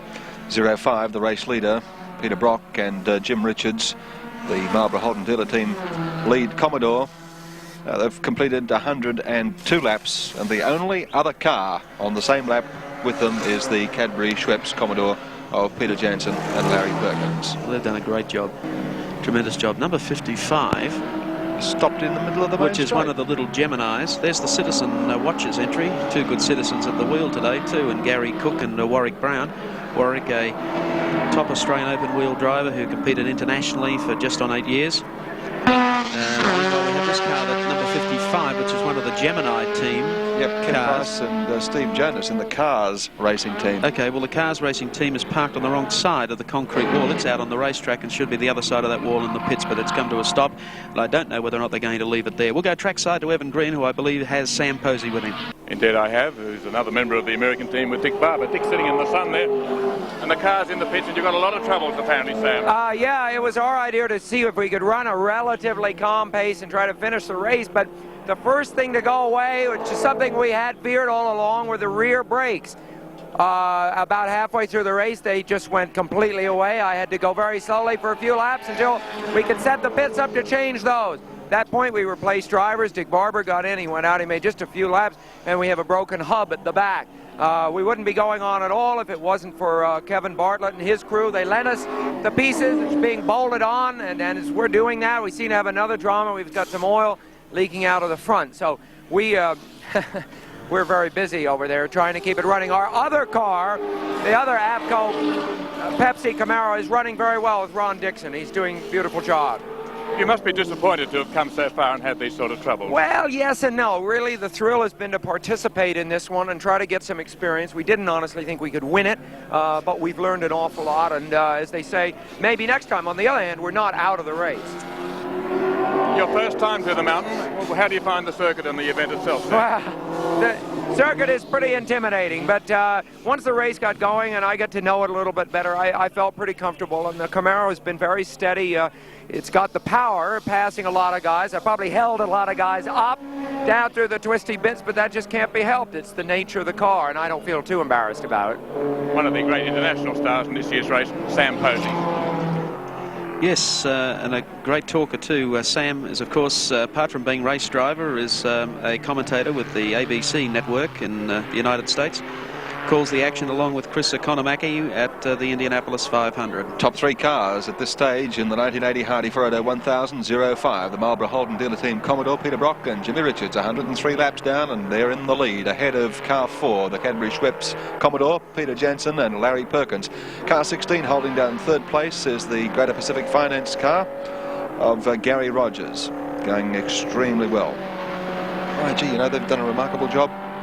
Tremendous. Fifth place, or let's catch up on sixth, Charlie O'Brien and Garth Weekston in the Roadways Juice Commodore, position number 8. Number 35, the Alpha Couriers Capri of Barry Seaton and Don Smith, the Liverpool double.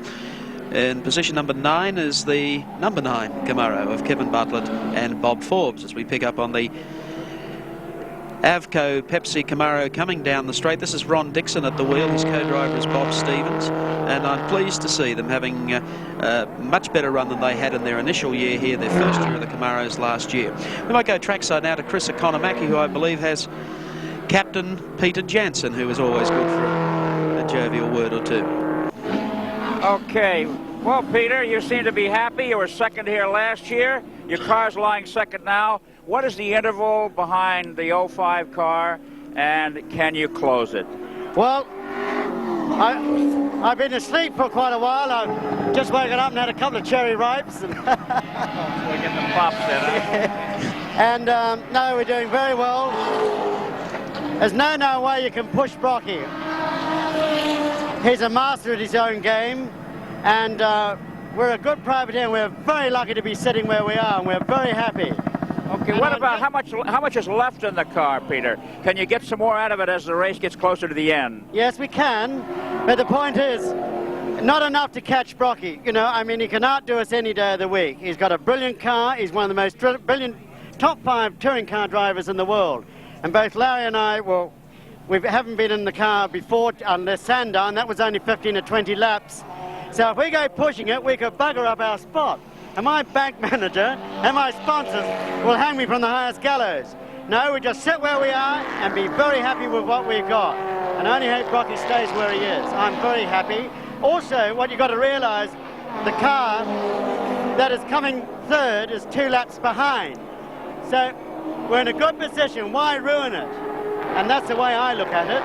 I don't care what anybody else says. This is the way we play the game. We've always played it this way, and I wanted to stay that way, and I think Larry would too. Bird in the hand is worth 2 in the bush, huh? You can say that again. It's like going out with a beautiful bird and saying 3 over there, and you go over and introduce yourself. When you come back, the girl you're with, she's gone home, so where are you? Now you have an insight into how the Hardie Ferodo 1000 strategy is developed by this particular racing team. Peter, I got to say, you lent a lot of color to your sport here, your deerstalker hat.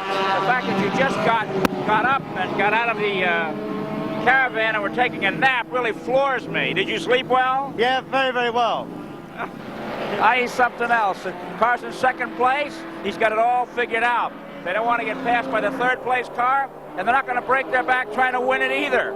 That's the way, right? Thank you very much. Okay, back to you, Will. Okay, a few comments there from Captain Peter Jansen, who of course is engineering along with Ian Tate, the Cadbury Schweppes team. Their car is in second place and they are not going to run for a sprint to the finish. They are going to try and conserve. But so are quite a few other drivers. We'll have the answers to a few more questions, hopefully when we return live. Mountain Panorama at Bathurst.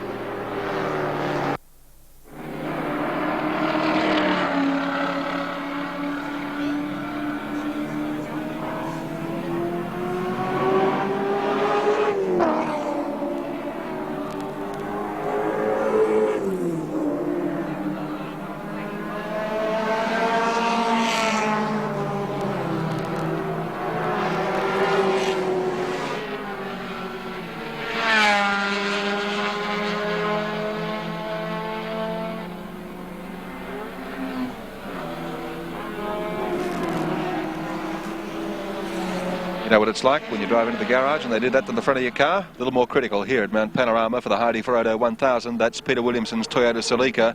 Mike Quinn is out of the car. Peter Williamson has been strapped back in. They've refueled.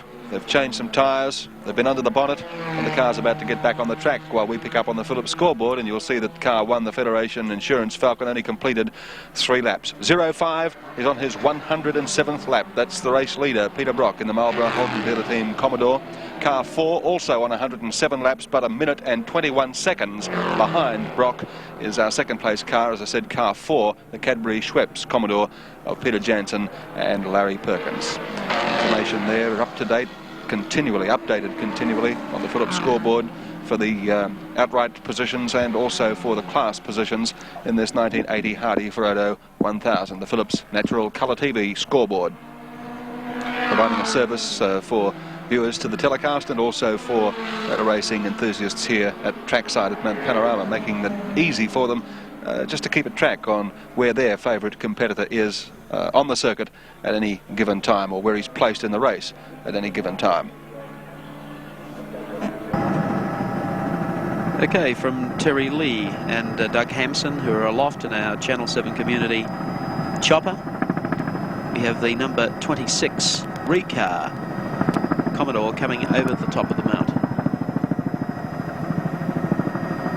This is the Ron Wanless, Greg Wright entry. Ron Wanless, of course, is has been an Australian Speedway speed car champion. He drives the Trotters. He owns a stable of horses, promotes race meetings himself at Archerfield, and used to promote them last summer in Sydney at the Sydney Showground before handing over for someone this year. But Ron Wanless has done, I believe, a great job at the Hardie Ferodo this year. The Recar team has fielded 3 Commodores. I think Alan Brown has to be complimented on that, and has been really having a trouble-free run from all 3. Peter Brock, continuing to lead the race, has now picked up the biggest bunch of lap leaders' prize money. He took a swag from Coca-Cola bottlers for that part of the race that he led in the first 80 laps, and all the $4,000 that's so far gone by the board for Ingersoll Rand on laps 81 to 160 have been Peter Brock's, and he's piled up a total of $2,100 at the present time, thanks to Coca-Cola bottlers and Ingersoll Rand. As Peter Williamson, the view coming down Conrod Straight. I'm glad they cleaned the windscreen. What a great sight.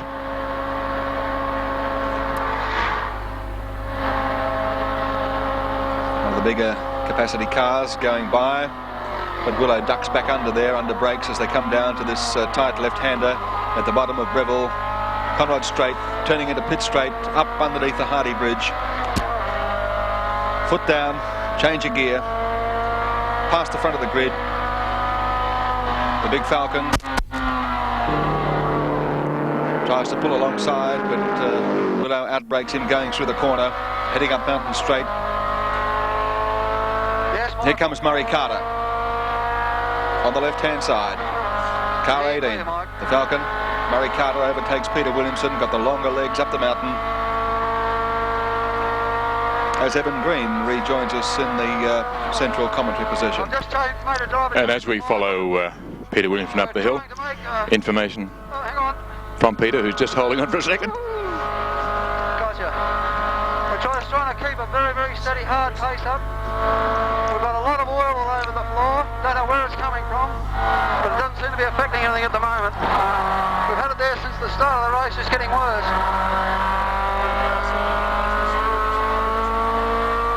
No, I'm getting away from those boulders. Well, the only rocks I've got must be in my head to be out here today. It's as hot as Hades. We're just heading into Castrol Curve, coming up on that beautiful little Alpha Sud. We'll take him on the outside if he doesn't crush me. I got him. There are those two big monsters. Here I come. Look out, you big ugly things. Get out of the road, you big ugly thing. Come on, move!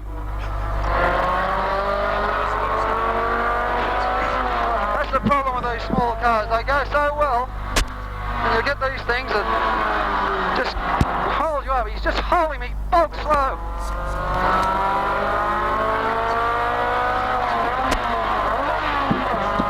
Wrong gear. I just hit the wrong gear. I hope I didn't over-rev it. Conrod Straight now, you can see those big cars just waltzing away from us, which I suppose that's fair. They're 5.5 litres or something. But I'll pull them back again down the bottom here. It's a beautiful day in Bathurst. It's very, very warm. There's hardly a breeze blowing. You can see this Labour's flag on the hump here. We're just pressing the hump. We're going at the breakers. 4, 3, 2. I better think about stopping.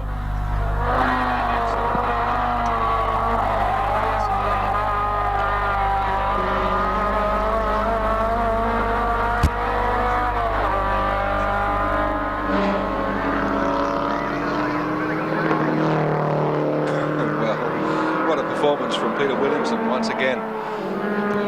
Oh, he's getting tired, I'm sure. All day, and you can't afford to just relent for a moment. We've got to be very careful we don't over-rev anything or get flat spots on the tyres. But also we've got to be just as careful we don't lose any time.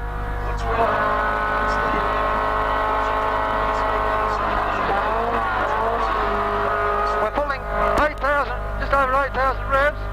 I can't tell any lies this year because there's a tacho on the dash in front of you, and that works out at exactly 141 miles per hour, which is fairly remarkable from a little fellow like this.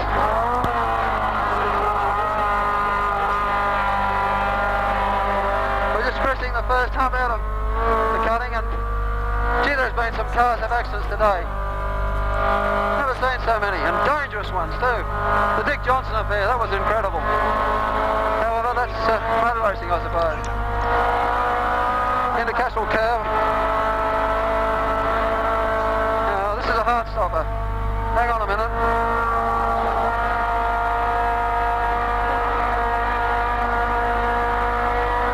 Over the skyline, look at that. What a pleasant way to see Bathurst.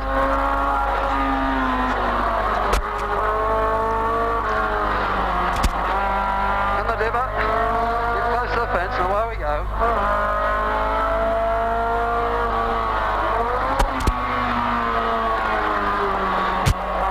The forest elbow, and I'm looking for the straight.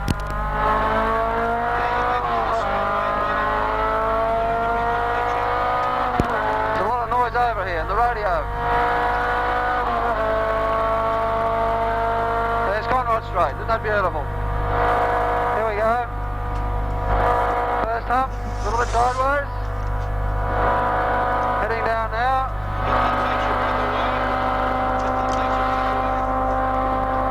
There's 8,000, 142. Over the second hump, we get a bit airborne. Past the 500, 400, 300, 200, and better start stopping.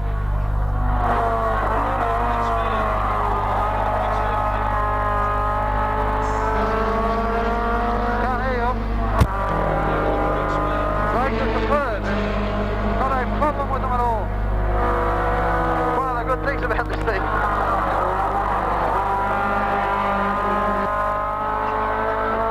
Yeah, we don't have any brake problems at all. We can run about 1 3/4 Bathurst on our brakes at the moment. Thanks to good old Hardie Ferodo. Keen viewers that probably, or may not notice the sticker on the back window of the car. It's the official New South Wales Police Force Highway Patrol badge. They have a field day trying to catch me today, haven't they?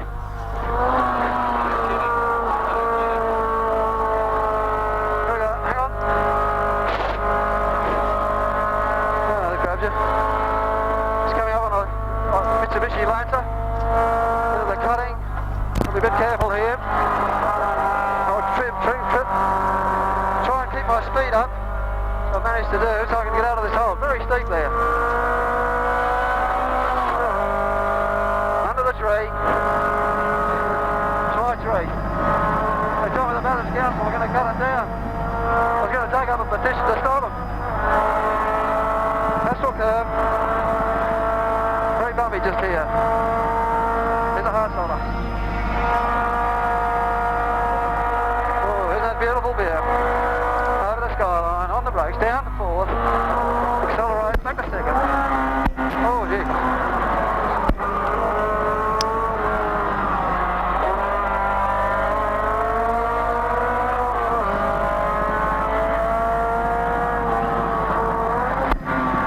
To the forest elbow, so I had my little accident yesterday.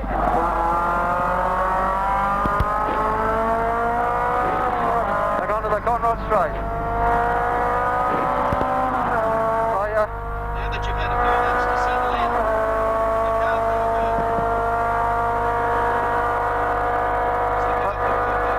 To me, how companies like Dunlop can develop the tyres they do. The tyres in this car, we're absolutely thrashing it. The tyres are doing 52 laps. We're doing 6.17 kilometres per lap. And they're coming off only half worn. Beautiful condition, you wouldn't believe it.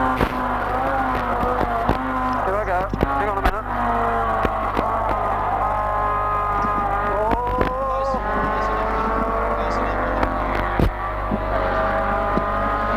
Ross coming up behind me. He's in a bit of a hurry. I won't get these right. He's a genius, isn't he? This frog. The comment was passed in the pits. It's all very well to have money, but if you haven't got any brains, it's not much good to you. But this guy's got both. There he goes. The champ. The headmaster of all us little pupils.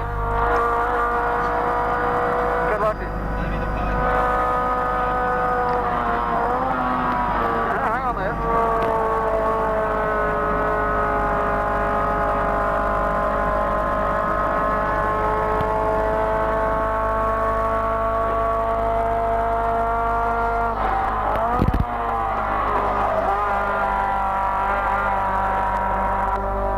The noise in there must be deafening, Pete. The noise? Must be deafening, is it? Yeah, it is deafening. We've gone straight through exhaust systems for Bathurst, and hang on a minute.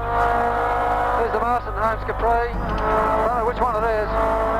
He's letting me go. Good on you. Where's he, Stuart? Oh, here we go. Oh, one of those Yankee monsters. Oh, hello there. Gee, I hate big cars, as if you couldn't tell. Into the depot. Right behind me is Wayne Negus in a commode. He's out doing his best trying to catch me. He's his time cut out. There you go now, Wayne. Wayne all the way from Western Australia. Good competitor. You'll see on the side of his car the insignia of a black sheep. Because he gets in so much trouble with officials and other competitors. He thinks he's a black sheep. So he's got it all over his car. Another car coming up behind us now is a Kia Falcon. He's going to have a crack at us too, I think. Well, I'm going to have a bit of trouble here. No, I'm right. I'm right, I think. No, it's not. It's Pete Gagan in the Commodore.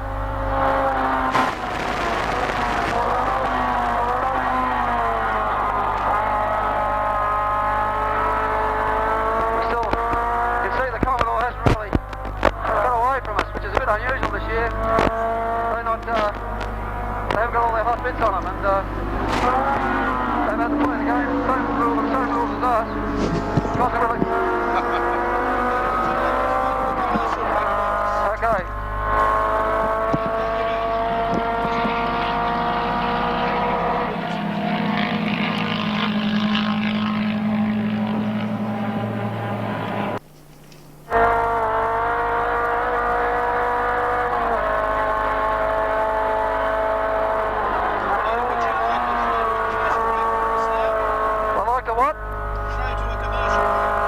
Yes, sir.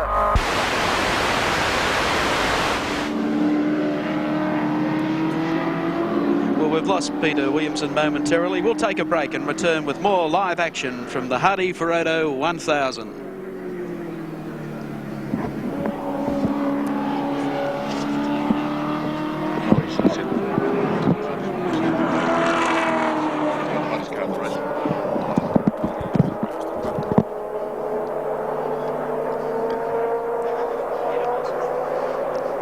Who said that?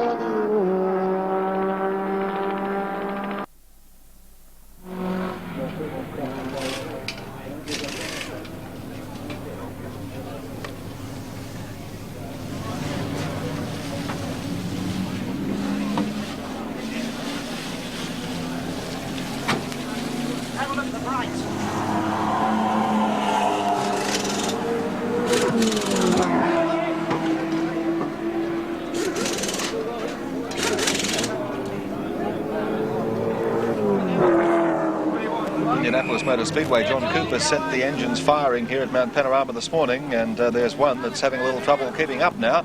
John Cooper is over in the pits with Chris Economaki. Well, sitting down here watching what's going on first, Peter Williamson, whom we just heard from in his Toyota on the racetrack, the Toyota dealer team has just announced that they're contributing $1,000 to the fund to keep our former leader out and back in the race, Dick Johnson. I think that's quite nice of the Toyota dealer team. In other news, in the disappearing Falcons, the Oro Bronze Condor Falcon, if Gary Wilmington and Rod Donovan has said goodbye, they tried to fix it, but they've packed up and gone home. We just down to talk to Frank Gardner, the team manager for Alan Bryce and John Smith. And we jokingly said to Frank, are you giving him a copy of your book? Frank Gardner has become an author of a book on safe driving, and he smiled and said, no, in 2 hours you're allowed one mistake. I think that's a pretty nice attitude on the part of Frank Gardner. Sitting with me is the president of Indianapolis Motor Speedway and an old friend, John Cooper, his first Bathurst exposure, but having been familiar with Australian racing for a long time, having lived here about 13 years ago. John, are you enjoying yourself, and what are the most significant things you noticed about the event? Chris, I think it's a, as we say, a neat event, or as they say here, a beaut event. Got Colin Bond right behind us here with an overheating engine. We are at the heart of the action, as they say in television, Chris. I think the event has had more interesting things than I could ever imagine. The fact that Peter Brock is leading, I guess, was to be expected. The Dick Johnson incident was a sad one, and it took away for me some of the interest in the race. But all in all, I think it's a tremendous event, and I hope this is the first of many Hardie Ferodo 1000s that I'm able to attend. You know, John, it's an interesting development in the race because in American stock car racing, some of our 500-mile races have been won by drivers who have come from a lap down or even 2 laps down. Now, Brock had trouble earlier today, came in the pits, lost a lap, got the lap back, and is now leading the race. And to me, that's really driving a racing car. It is. It reminds me a little bit, Chris, at home, the racing we see of the Wood brothers, the number 21 Purolator Mercury. They seem to know what to do. It's a very professional operation, and he obviously drives the car very well. Well, we just talked, the viewers heard me talk with Peter Jansen, and the car in second place is content to stay in second place. They're not going to push. They're really concerned with staying ahead of the third place cars, so we've got a static situation right now, and but things may liven up as the race wears on, but right now, it's a very steady event. Back to the tower. Thank you, Chris Economaki, speaking with John Cooper, the honoured guest of this year's Hardie Ferodo 1000. We've been watching 2 of the Mazda RX-7s barreling around in close company. 39, the one in front, was Barry Jones. The earlier report we had as far as he was concerned was he'd been out with a crash. He may have had a crash, but he's crashing around at a pretty fair rate of knots now. Although it hasn't been a terribly good race as far as the rotary engine Mazdas are concerned. We might ask our IBM people, in fact, to punch up the score as far as Mazdas are concerned in this race. But this is Barry Jones, the man who did so well in the earlier model Mazda at Amaru Park races this year. Not allowed to run the old RX-3 because it's out of fashion, so he's running instead the RX-7. Barry's completed 61 laps. The race is on lap 116. So that's a different. But it does indicate the spirit of these drivers. They have troubles, they get the car fixed, and they come back on the track, and they give their sponsors and the crowd their money's worth, there's no doubt. Barry Jones, one of the real characters who has emerged this year from relative obscurity to be one of the top runners in sedan car racing. That's how Mazdas are going generally. See, they're the leading one, even though they've lost so many laps. 52 behind the leader, with Barry Jones in front from the McLeod Brewster machine. They had troubles very early in the piece. In fact, they lost 2 of the cars in the pits within the first half dozen laps. Jones wasn't happy with the prospect of having to change from his reliable RX-3, the one that his wife used to take shopping, because he felt that he wouldn't have time to develop the RX-7 to the same pitch as that smaller but very potent car was achieving. I think they might have a problem also, Evan, in the Peter Williamson pits. I noticed a while back that they were all gearing up, and a little piece of conversation that I heard on the two-way suggested they may have been able, or Peter might be coming back in. Didn't say that he had some oil in the car, inside the car, on the floor. Yes, it sounded a bit ominous if you got a leak through a seal, say, in the gearbox. He was also referring in rather unkindly terms to Dick Barber's Camaro, but the message is he has a gearbox problem and he can't get the gears, which is why he was travelling at a fairly leisurely pace in front of him. There's a new leader, by the way, in the 1600cc class, the Mitsubishi Lancer car 57, with Ian Burrell and Rob Shute. He's now the leader in that class, ahead of car 54, which is a Gemini driven by Terry Finnegan and Peter Dane. And the third spot in that 1600cc class is held down by car 65, and that's the entry by the Formula Ford Association of Australia, driven by Bob Holden and David Earl, the Escort gear. And that's Bob Holden, who has been in every one except one of the Hardie Ferodos, and one here in 1966, one of the great enthusiasts. Let's now call upon the IBM scoring service to show us the positions as far as the field is concerned.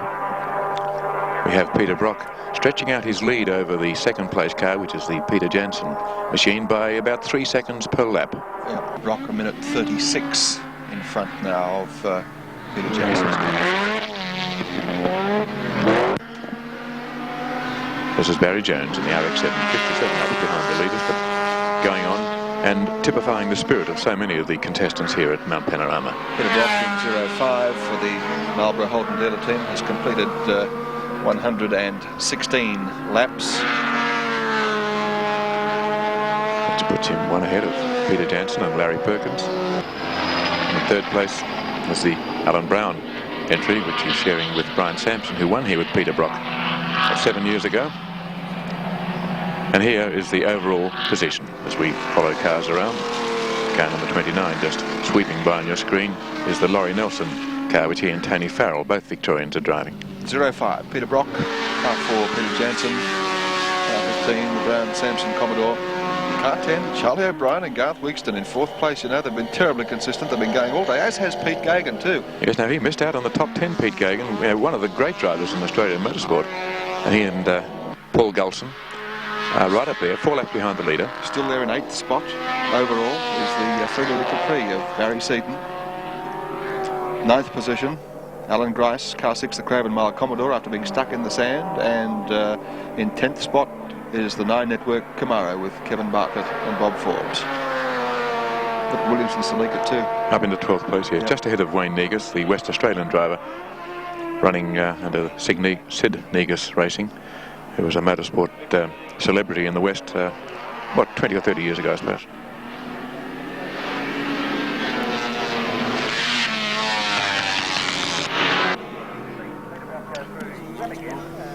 There's the 9 Sports Camaro, the Kevin Bartlett at the wheel on the way. And again, were also had their troubles earlier in the day with some rear brake lock-up, but they've run most consistently of the Camaros, and that's put them in the top 10 at this late stage of the race. They've done a tremendous job when you consider the number of brake changes that they have really carried out at their regular pit stops, and 2 other pit stops without. So Kevin Bartlett and Bob Forbes have made it back into the top 10 after at least running in the top 3 for the opening few laps of this race. Kevin Bartlett hanging the tail there as he did in practice yesterday, and yesterday he put a real dent on the side and scraped a lot of white paint off. You know, he's that rare character, a professional racing driver who still loves the sport. A lot of them become a little cynical or just weary of all the dramas and the problems that can occur in motor racing, but Kevin Bartlett still seems to love motorsport, tries a bit of everything. Oh, and there's a distressing sight in the pits. It's a car that's had its shares of troubles during the day, number 22. Ross Matheson. Yeah, well, Jim Keogh, of course, was delighted last year. He finished his first ever long touring car race and came home in 14th spot. Doesn't look too promising for him at the moment. And KB, or Ever Reverend Kevin, one of a few of the names by which he's known, is still going round. He's in the top 10. Was one of the drivers, certainly, who started with a chance of outright success. Took pole position yesterday and won the $9,250 for Hardie's Heroes. And still pressing on with great gusto, although, of course, out as far as any chance of outright victory is concerned. Peter Brock certainly looking good at this stage, as Peter Brock looks in any motor race. Yeah, it didn't look so good for a while there, Mike. When he hit that other car and came into the pitch with steam pouring out the front, it looked so he might have lost our favourite. But the only man who wasn't worried was Peter Brock. That's true, only because of the two-way packing up. So that really hasn't put him at a disadvantage. In fact, he's been leading the race now for some considerable time. The others have dropped out as we go back to Peter Williamson's car as he heads off up Mountain Straight one more time. We won't bother Peter at this stage. Oh, Brocky's continuing to pick up that $50 per lap from Ingersoll Rand on this section of the race, laps 81 through 160. Peter took the lion's share of the Coca-Cola bottlers' money as well. Peter Brock has an amazing record here at Bathurst. He began racing in, 68 in the Monaro and distinguished himself by being passed by a Mini. But since then he's done rather better. In 1969, the year that Colin Bond won with Tony Roberts, he came 3rd. And he then came 14th, the year of the first Tiranas, and they had valve trouble. And then he came 5th and then 1st in 1972, 2nd in 73. He didn't finish in 74. In 75 he was 1st. In 76 he was 3rd. In 77 with problems, in which he ran out of fuel, and Doug Chivers did the big push. He came in 4th, and he's come 1st in both following years. So in all those years of competition, that's 11 events up till now, only once has he not finished, and 4 times has he won. Now, the 9 Network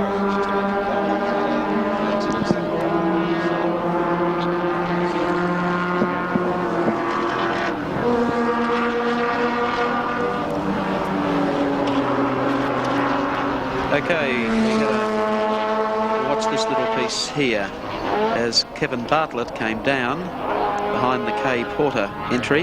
Tap, tap. Tap. Well, that'll improve the ratings. And tap again. And while this is all going on the Channel 7 network... Whoops, it hasn't quite finished yet, Mike, yes, I don't think. Just a little scrape, but then again. we're in the 3 to 3:30 spot. We'll take a break and return live. More action from Mount Panorama at Bathurst.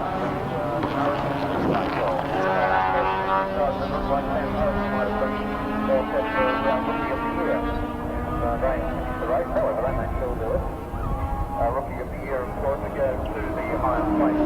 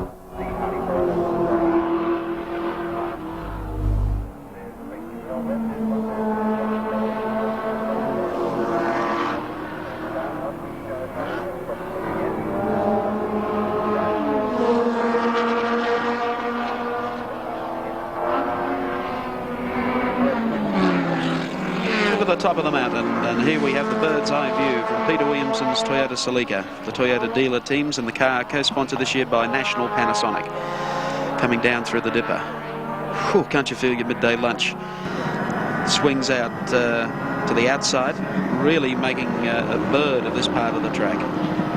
It's a part that most other drivers are extremely busy, not to say that Peter isn't, but he gets through there very, very quickly indeed. And the only place that Peter loses out a little to the V8s is in this area, and that's the straightaway. You know, with Peter Brock leading this race, Barry Seaton holding down 8th position outright, and Peter Williamson only just outside the top 10. Index of performance is going to be looking very interesting. We might have to check that out very shortly. Yes, I think it's probably still between Williamson, though, and the Capri's, but Williamson, the one who's made the greatest improvement, because he was going so hard last year. The Capri's, they were there in a bunch, but we can call upon the IBM scoring service to give us the index. It's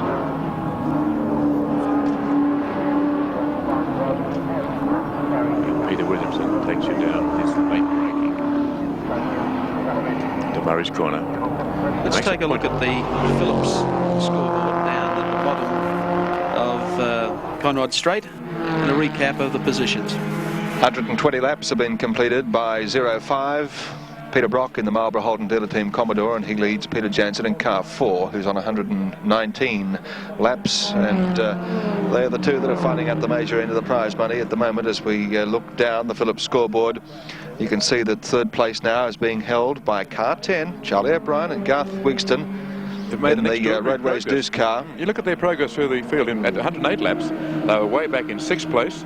1 lap later, they'd moved up a point, and right through they've been gathering the field in. Now they're 3rd place with 119 laps covered, and they have been making the best progress through the field of these front runners. With news we've just got, by the way, from the Toyota pit crew for Peter Williamson is he has alternator trouble and may be coming into the pits. So we'll be watching that with interest. He has the red light showing all the time in his car, and so he'll be coming in for a quick check. It may affect the position as far as the class is concerned, although I think he has a fair lead there. But on the index of performance, it might make it a very touchy thing, because he has Barry Seaton, Peter Brock, Graham Bailey, Colin Bond, Laurie Nelson, Peter Jansen, Ray Cutchy, fairly close in his heels, all driving a variety of cars. And this is Peter Williamson threading his way through the field at the moment, and probably coming into the pits to get that alternator check just to see what the problem is. Barry Seaton, of course, leading the 3-litre class in his Capri. Williamson in the Celica leading the 2-litre class, car 57. The Mitsubishi Lancer is leading the 1600cc class. Look at this. giving Masterton home something for their corner. Peter's running 11th outright. Bondi's trying hard.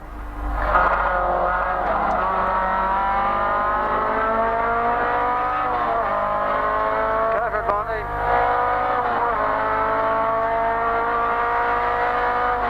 You've got a lot of interference there, Mike, over the microphone. Colin Bond's in front of him, and he's been there for a while and trying very hard. I don't know why he should be just coming home, I would have thought. We'll try and get him under brakes down here.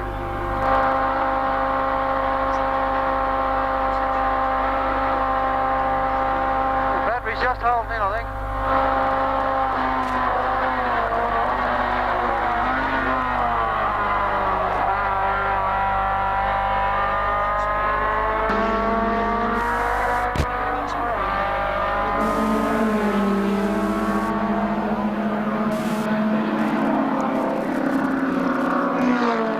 Okay, as you've heard, Peter Williamson has some problems. He believes it's a battery problem and is planning to call in the next lap or so. And his crew have been anxiously awaiting his arrival in the pit area for the past 5 laps. They're not absolutely certain.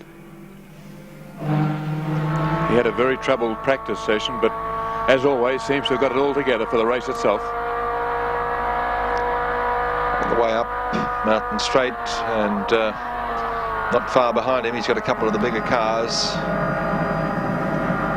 Peter Jansen and Charlie O'Brien, both in Commodores. This is not the Colin Bond car. I've just overtaken Colin. This is the other Masterton Capri. It's car 31. That's a joyous day. Give Peter the wave past. I've had a bit of bad luck. Colin's pressing me very hardly at the moment.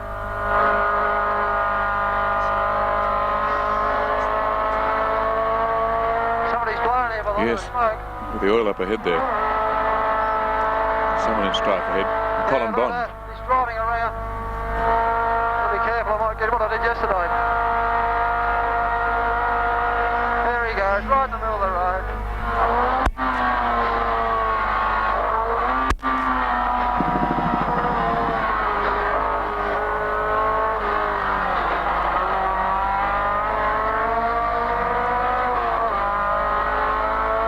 Colin Bond behind Peter, of course, had overheating troubles, which is why he's been in some strife.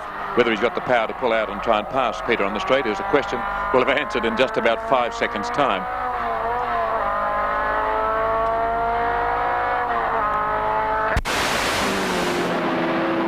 There goes Peter Williamson down Breville Conrod Straight. What must be playing on his mind as he talks back to his crew? We'll get off the talk back to Peter because he wants to consult with his crew at the moment over the problem they seem to be having with the Toyota National Panasonic Celica. There you can see him down the straightaway and just how much of an edge the V8s have on the little Toyota, but he makes up for a lot of it, as you are well aware, at the end of the straight. The Toyota dealer team car. Watch him here right behind the Dixon Avco Pepsi Camaro.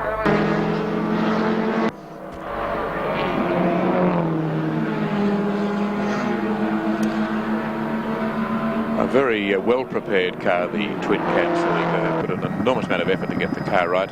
Looking under the cars just to admire the amount of work that's gone into the suspension, the materials, and the finish on it is quite extraordinary. It really is a real little racing machine with the virtually Formula 2 engine, the twin cam, revving its heart out. Has been so reliable in racing for him generally, but just doesn't have the power to match the big cars up the hill.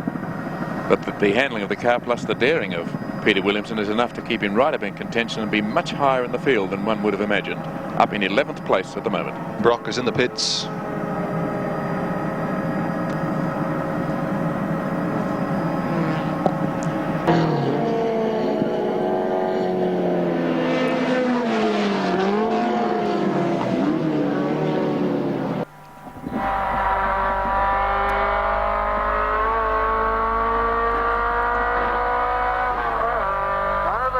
There's my tree. In close, that's the boy. Sullivan Park, there goes O'Brien. Hi Charlie. The big boy from Queensland. Drove with me in the CRC, we ran third. He knows the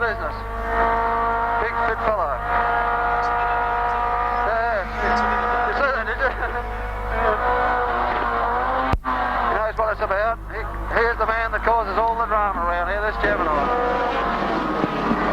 While you've been out, Peter. While you've been there, Peter, Peter Brock has been in and out of the pits, took 40 seconds and still has the lead in the race. You see these big fellas just don't get away anymore. He'll take off and leave me now. What you'd expect, I suppose. There's Conrad straight. Yeah, we have. It looks like we'll be lucky to make it at this stage. We've got oil all over the floor. I don't know what the hell from, but it's a beautiful building over there with the silver steeples. It's St. Stanislaus College. I went to school in Bathurst, All Saints College. We used to come over here and we'd have a fight, and then a game of football, and then another fight. You don't need a train. Here we go. So there's Charlie. He's only just beat me to the bottom of the straight now. That's the difference these days. He's going to get less. Coming up behind me is the venerable Captain Jansen. He's going to rush me before the corner, which is a silly thing to do, but that's Captain. Go for it. Look at him, look. If he'd stayed behind me, we'd both been better off. But he's running second, I think, at this stage. Am I correct, Mike?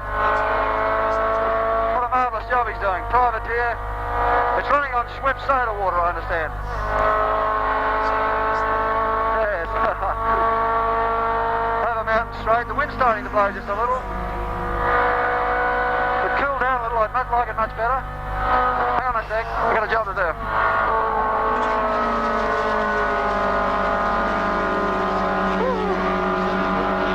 Gonna do it then. Ronnie's right behind me. And although he's a few laps down, he's trying to let me get away, I think. They're cutting.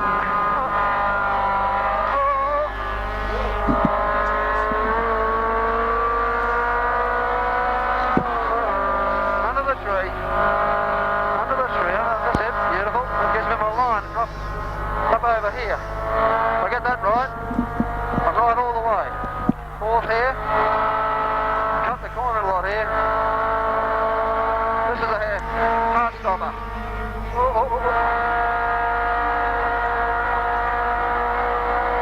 Isn't that a beautiful view? Look at this.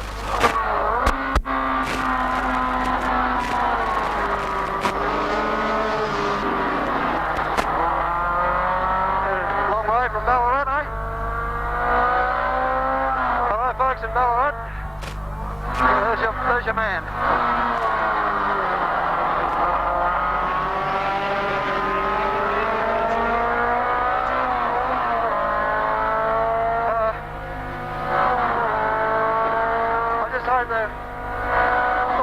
Actually, I've got an unfair advantage over everybody. I've got about 5 million co-drivers.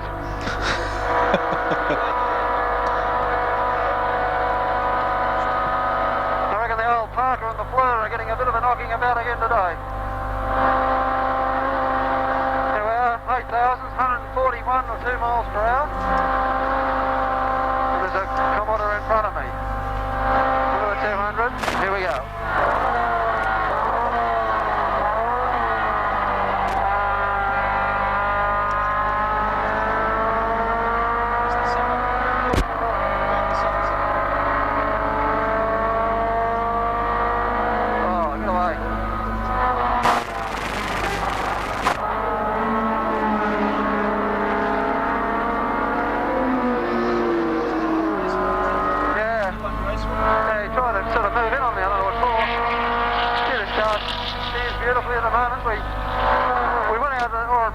National Panasonic video and sat out there all day and took a TV and we played with it, and the results are fantastic. The car's unbelievable. It reacts just so beautifully. Look at that. I can do anything with it.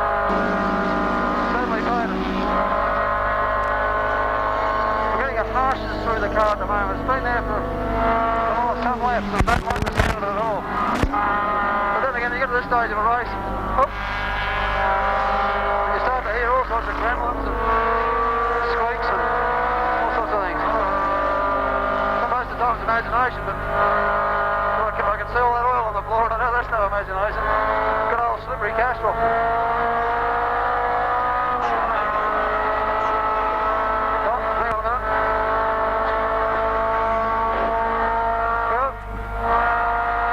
Every time I come through here, I grow some more hair on my chest.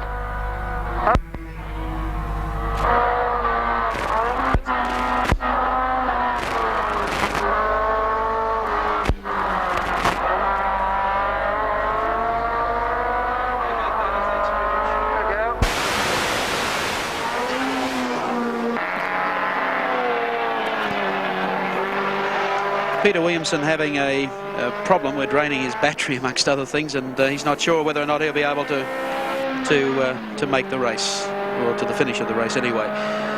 Chris Economaki is ready in the pit area, and we'll be going across to Chris now to meet some other drivers.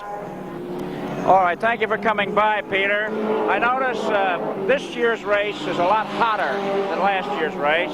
I know it's the first thing you do when you get out of the car is take a long swig of that Gatorade. Is it a tougher day for you with the wheel than last year? Yes, it's very hot today. Plus, we've had to push along. We had to make up for that unscheduled stop earlier, and what I tried to do then, I wanted to make up the distance on Larry Perkins, who just called in, of a flat tyre plus a pit stop, which meant I went from about 40 seconds ahead of him up to about 125 seconds. So I worked hard. I wanted to give Jim an easier job so he can coast. He can just take it easy now. He can just squeeze the car along without having to hurt it at all. Now, after this last pit stop, where you turned over to Jim, you have a minute 11 on the Jansen Perkins car. Are you comfortable with that? Oh, yes. There's Jansen Perkins in the pits now, and that should be around about a 1 minute stop. So on the road, we haven't got to come back in again now, nor will he. That should be a comfortable gap of 2 minutes, which, you know, you can get a flat tyre, a couple of flat tyres, and still get out there and keep in front. What about the circuit conditions now, as far as debris and stuff on the track? A bit of debris, yeah, a few rocks, a bit of broken glass here and there. It's a very quick, quite a quick stop. That's all good. Peter, these Hardie Ferodo 1000s, you make them look easy. What's your secret? Get into a groove. You've got to get in the groove and stroke the car along. Just drive it along at such a speed that everything's happening very easily, very nicely, very sweetly. I try not to get involved in dicey with other cars. I try to run my own race. If necessary, I'll put the pressure on a few of them, have a bit of a dice with them to try to slow them down a bit, have a bit of fun. But generally, I like to get into that groove where I'm going apex, apex, apex, change gears now, and try to make it so that I've got a little game with myself. But every time I don't do a lap time, that's a failure. As the season goes on, Peter, do you see any promise for the Falcons becoming a serious competitor? Yes, I think most unfortunate for Dick Johnson today, certainly competitive. Bob Morris was in there looking good. I don't know what happened to him, but certainly had the speed. You ran him into the ground. Yeah, we thought that we might be able to do that. I think that none of the Falcons have done a year's running in the Touring Car Championship, which is our traditional build-up for this event. We've done our homework as far away as 4 or 5 months ago. We knew what's going to happen, what's going to break up here. Not that something mightn't break, of course, but we've put a long 8 or 9 months into it, and the Falcons haven't. And I think until they do it, they're not going to have the answers to get out here and drive the car hard and fast for 1,000k. Peter, what about the future for you? Your racing horizons, Le Mans, the United States. What would you like to do next? I actually would like to go and run in the States. I'm an avid reader of your motoring publications over there, and I certainly would like the chance of getting over there and doing a few events. It's just a matter of organisation, really, make it all happen. And I'd certainly like to get over to Europe and do a few of the, Le Mans and Spa and a few of those races too. They're good fun. Well, it would be a great addition to the show there. I hope you make it. And thanks a lot for your wonderful cooperation during the telecast today. Thanks, Chris. Thank you. Back to the booth. So, thank you very much, Chris Economaki. And while you were talking to Peter Brock there, Jim Richards was circulating at a very comfortable 2 minutes 27.33 seconds, and that's just the sort of pace that they require, I think. And in fact, he passed the Peter Jansen or Larry Perkins car in the pits, which now gives this car more than 1 lap lead over the second vehicle on the field. We'll be back to take a look at the race leader and the rest of the cars still in the running after this break in the Hardie Ferodo 1000.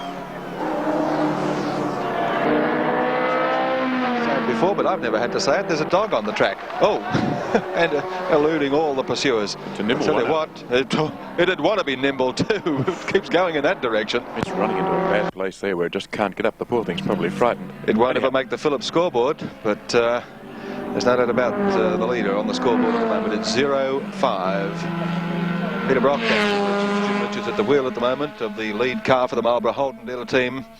Leading once more at this late stage of the Hardie Ferodo 1000. A lap up on the second place getter, that's car 4, the Cadbury Schweppes Commodore of Peter Jansen and Larry Perkins.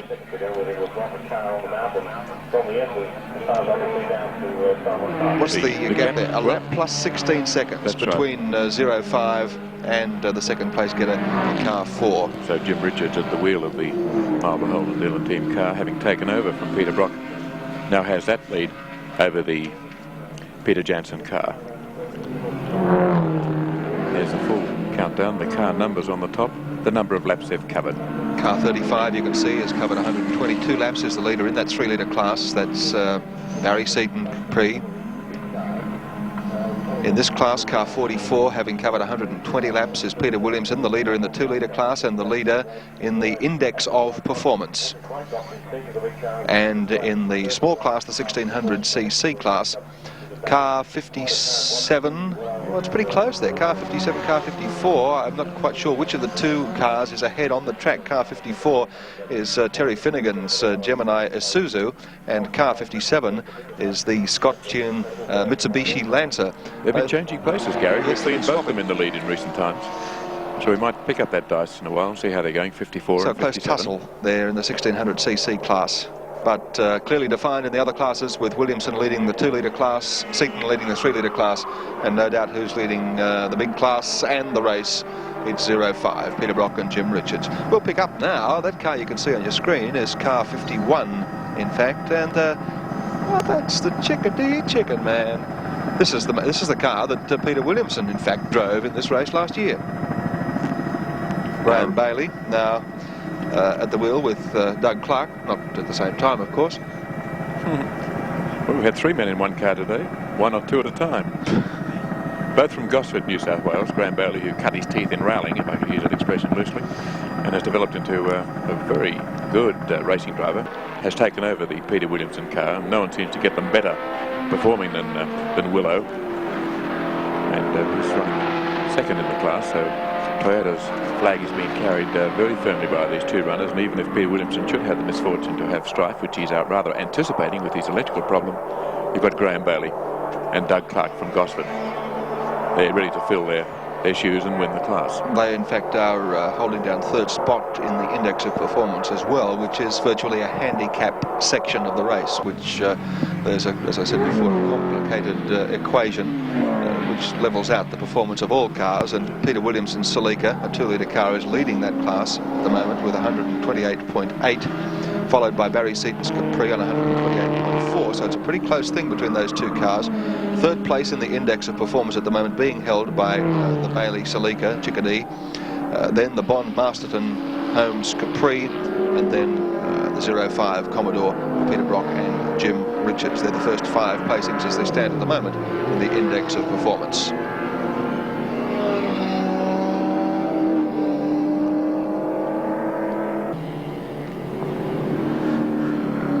The long view up the top of Mountain Straight, the part of the circuit where the old hands say the race is either won or lost. Graham Bailey bringing Celica up around GTX bend. This is one part of the circuit I noticed where Peter Williamson always holds his breath around this sweeping bend, and the next one, the VP cutting, so often seems to give him just that instantaneous fright. We spoke to Sue Ransom before the race started today. She was co-driving a Commodore with Neville Bridges. Chris Economacki's got Neville Bridges with him at the moment. Right, yes I do, and Neville is driving with Sue Ransom. In the United States, we see a lot of teams with 2 girls in them, but rarely do we see a team with a girl sharing a car with a man. Congratulate you for engaging in that exercise. And what about the relationship between a woman driver and a man driver on the track? Do you have the rapport that you would have with another man when you talk with her about the car and the track conditions and so forth? Well, in Sue's case, I feel she's brilliant, really. She's good to work with, knows a lot more than you'd expect about setting a car up, and she's just had a lot of experience, really, when you sit down and add it all up. What about the, as we say, the nuts and bolts aspect of it, when it gets right down into things technical? Is she as aware of those things as a man might be? Sure, yeah, as good as anybody I've ever been involved with. Any of the other fellas, other guys. I just think she's brilliant. She's a much better driver, I think, than people give her credit for. I'd really like to come back and have a more competitive car and have another go and see if we could run with the other fellas. I know this is a long-distance race, so you're not out for really sizzling lap times, but how do your lap times compare? Our car's ailing now. We've had to drop back probably 10 seconds on what we'd like to lap at, and we're trying just to get it home. We're a little short of practice time. Had a few problems with the engine, and we've been able to do 6 laps only each in the car, so this is the first time we've really driven it, and we're just going to try and get home. I see. Now, Sue's on the track now. Will she carry on till the finish? She's just trying to get home, yeah. Well, that's good. Congratulations and good luck, you know. Well, thanks for coming by our camera. Thank you. Okay, back to you, Evan. Thank you very much, Chris. While we watch some of the class cars circulating here at Mount Panorama, very quickly I'll run through some of the class performances. One of the cars we're watching here, that's the Barry Seaton Don Smith car number 35. The Capri is leading the 3-litre class. Second in that is car 32, the Masterton Holmes entry with Colin Bond and Steve Masterton. And then car 29, Capri components, Laurie Nelson and Tony Farrell from Victoria, also a Capri. And car 37, running 4th in that class. For Trend Windows, Terry Daly with Peter Hopwood. And there's Sue Ransom now circulating with the Commodore. This is the car she was telling us earlier on. It's very much a standard machine, the one that is going to be advertised as being driven by this little old lady at the weekends. Well, Sue's little, I suppose. She's not very old. just trying to nurse the car back to the finish, as you heard Neville Bridges describe to you. Sue's had a go at most things in motorsport and done exceptionally well. She's tried Formula 2 racing, other single-seaters, a very accomplished rally driver, which is where she first really gained a reputation for herself. Number 45, Graham Mine and Jeff Russell, both Queensland drivers. They're running fourth in their class, which is for cars between 1600 cc's and 2 litres. It's being led by Peter Williamson in the Celica, and car 51's coming second in that category. That's the Chickadee Chicken, Graham Bailey, Doug Clark Celica Coupe. And then we get into the escorts, car number 40, which is Rex Monaghan's entry for Ray Cutchy and Ray Farah from Victoria, and this car running in fourth place in that category. A long way behind the leaders. There's been quite a heavy mortality rate in that group, and you have 9 laps between. This is how escorts themselves are performing in the race, bearing in mind that the leading one, the Ray Cutchy number car 40, is running third in the class and is in fact 6 laps behind Peter Williamson's 2-litre Toyota Celica. Meantime, 05, the race leader, the Marlborough Holden dealer team car with Jim Richards at the wheel, continues to circulate in 227s, 228s, and continues to pull ahead of the second place car 4, Peter Jansen, by 3 seconds or so a lap. And 05 is now a lap and 22.2 seconds ahead of Peter Jansen. The first 8 placings outright at the present time are held down by Commodores. 9th placing outright is held down by the Capri of Barry Seaton, 3-litre class leader, and 10th placing outright is held by the 9 Network Camaro. We're watching car 45, which is the Graham Mine Queensland entry, running fourth in the class, and you're watching the action brought to you live from Mount Panorama, the great race for 1980.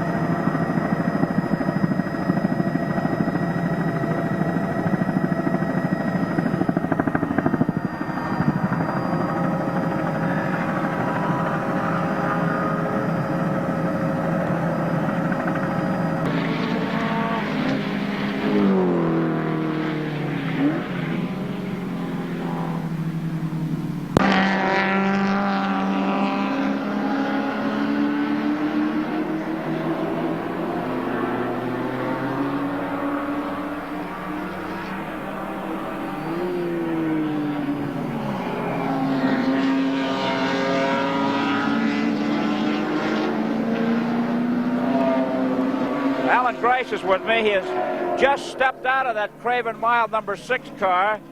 Alan, turn around just for a second. I want to show the people the sweat in the back of your uniform. He's soaking wet from here clear down to there. You've been working hard, I gather, at the wheel. Yeah, they get touring cars get a bit tired like towards the end of the day, and they get heavy in the steering, and they get a little bit vague. They get a little bit second-hand in the brake department, and the gearbox synchros don't work properly, and there's a lot more things involved with driving them at the end of the day. Yeah, it's hard work. I know that. Your problems you had earlier, you couldn't turn the engine off. Have those all been properly cured now? No, they haven't. We can't turn the engine on. We've virtually got no electrics in the car. We had a fire going up the hill, and I picked out a fire marshal and stopped, and he put it out, and then I brought it back to, well, then we carried on. So the car's half full of fire extinguisher powder, and most of the electrics are not working. But you still got to finish, haven't you? So how are you driving it? Are you driving it hard, or are you just trying to make it finish? I mean, what's the goal right now?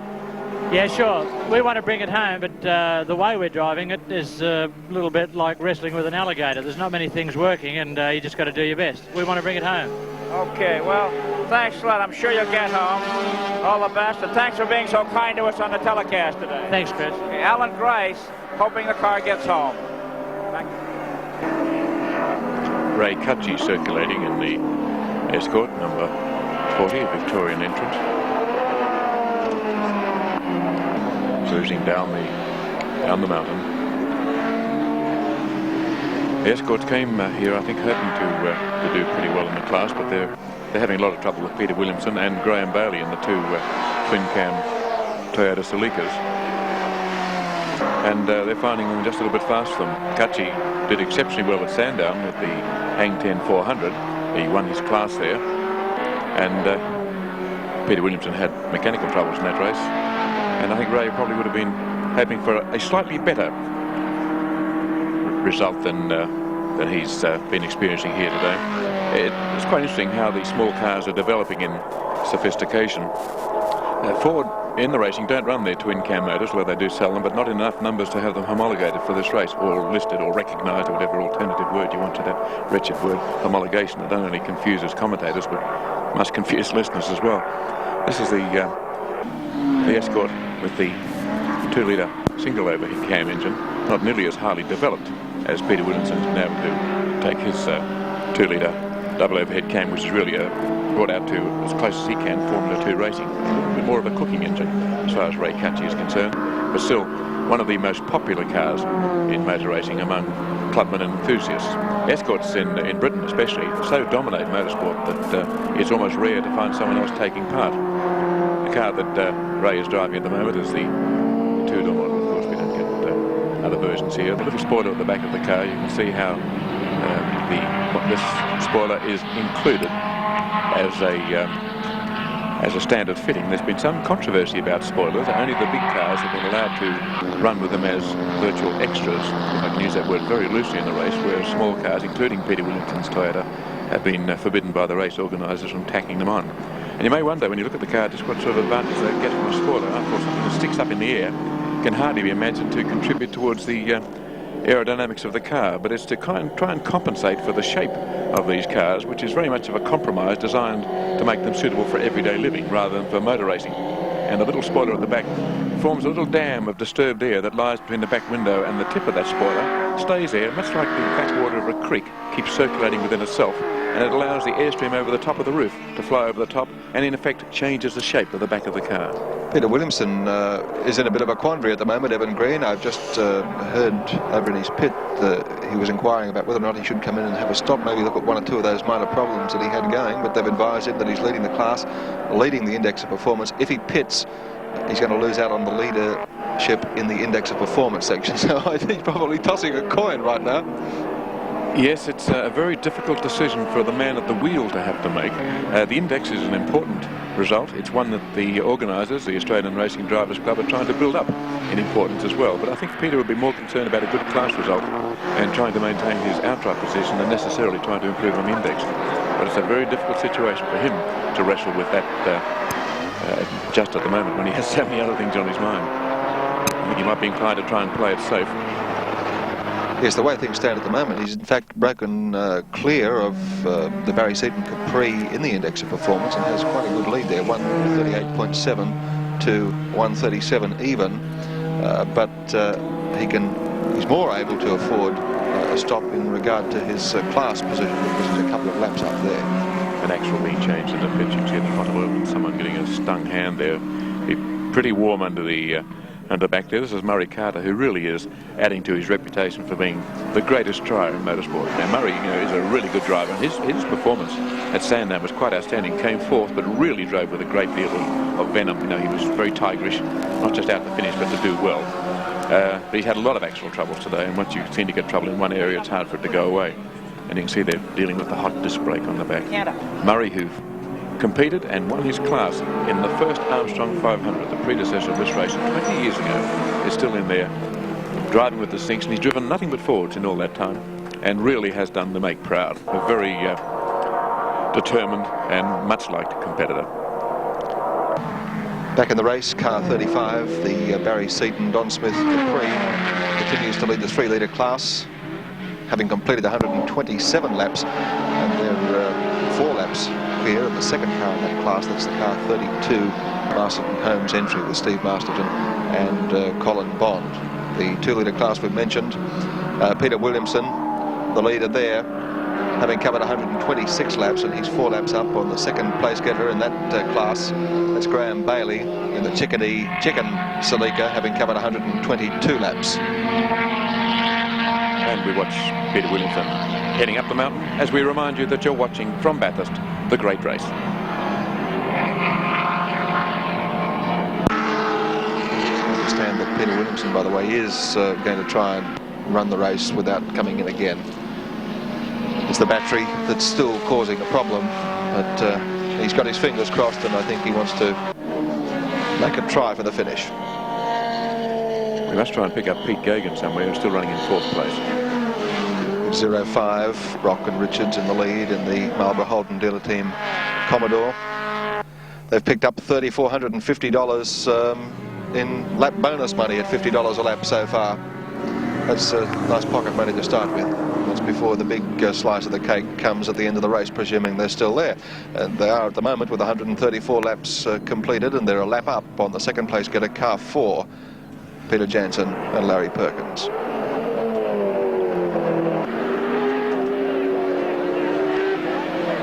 It's the Cadbury Schweppes car as we speak. Coming down off the top of the mountain.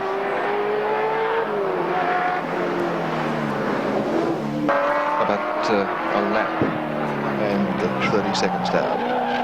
We'll be back for more action in the great race in just a moment.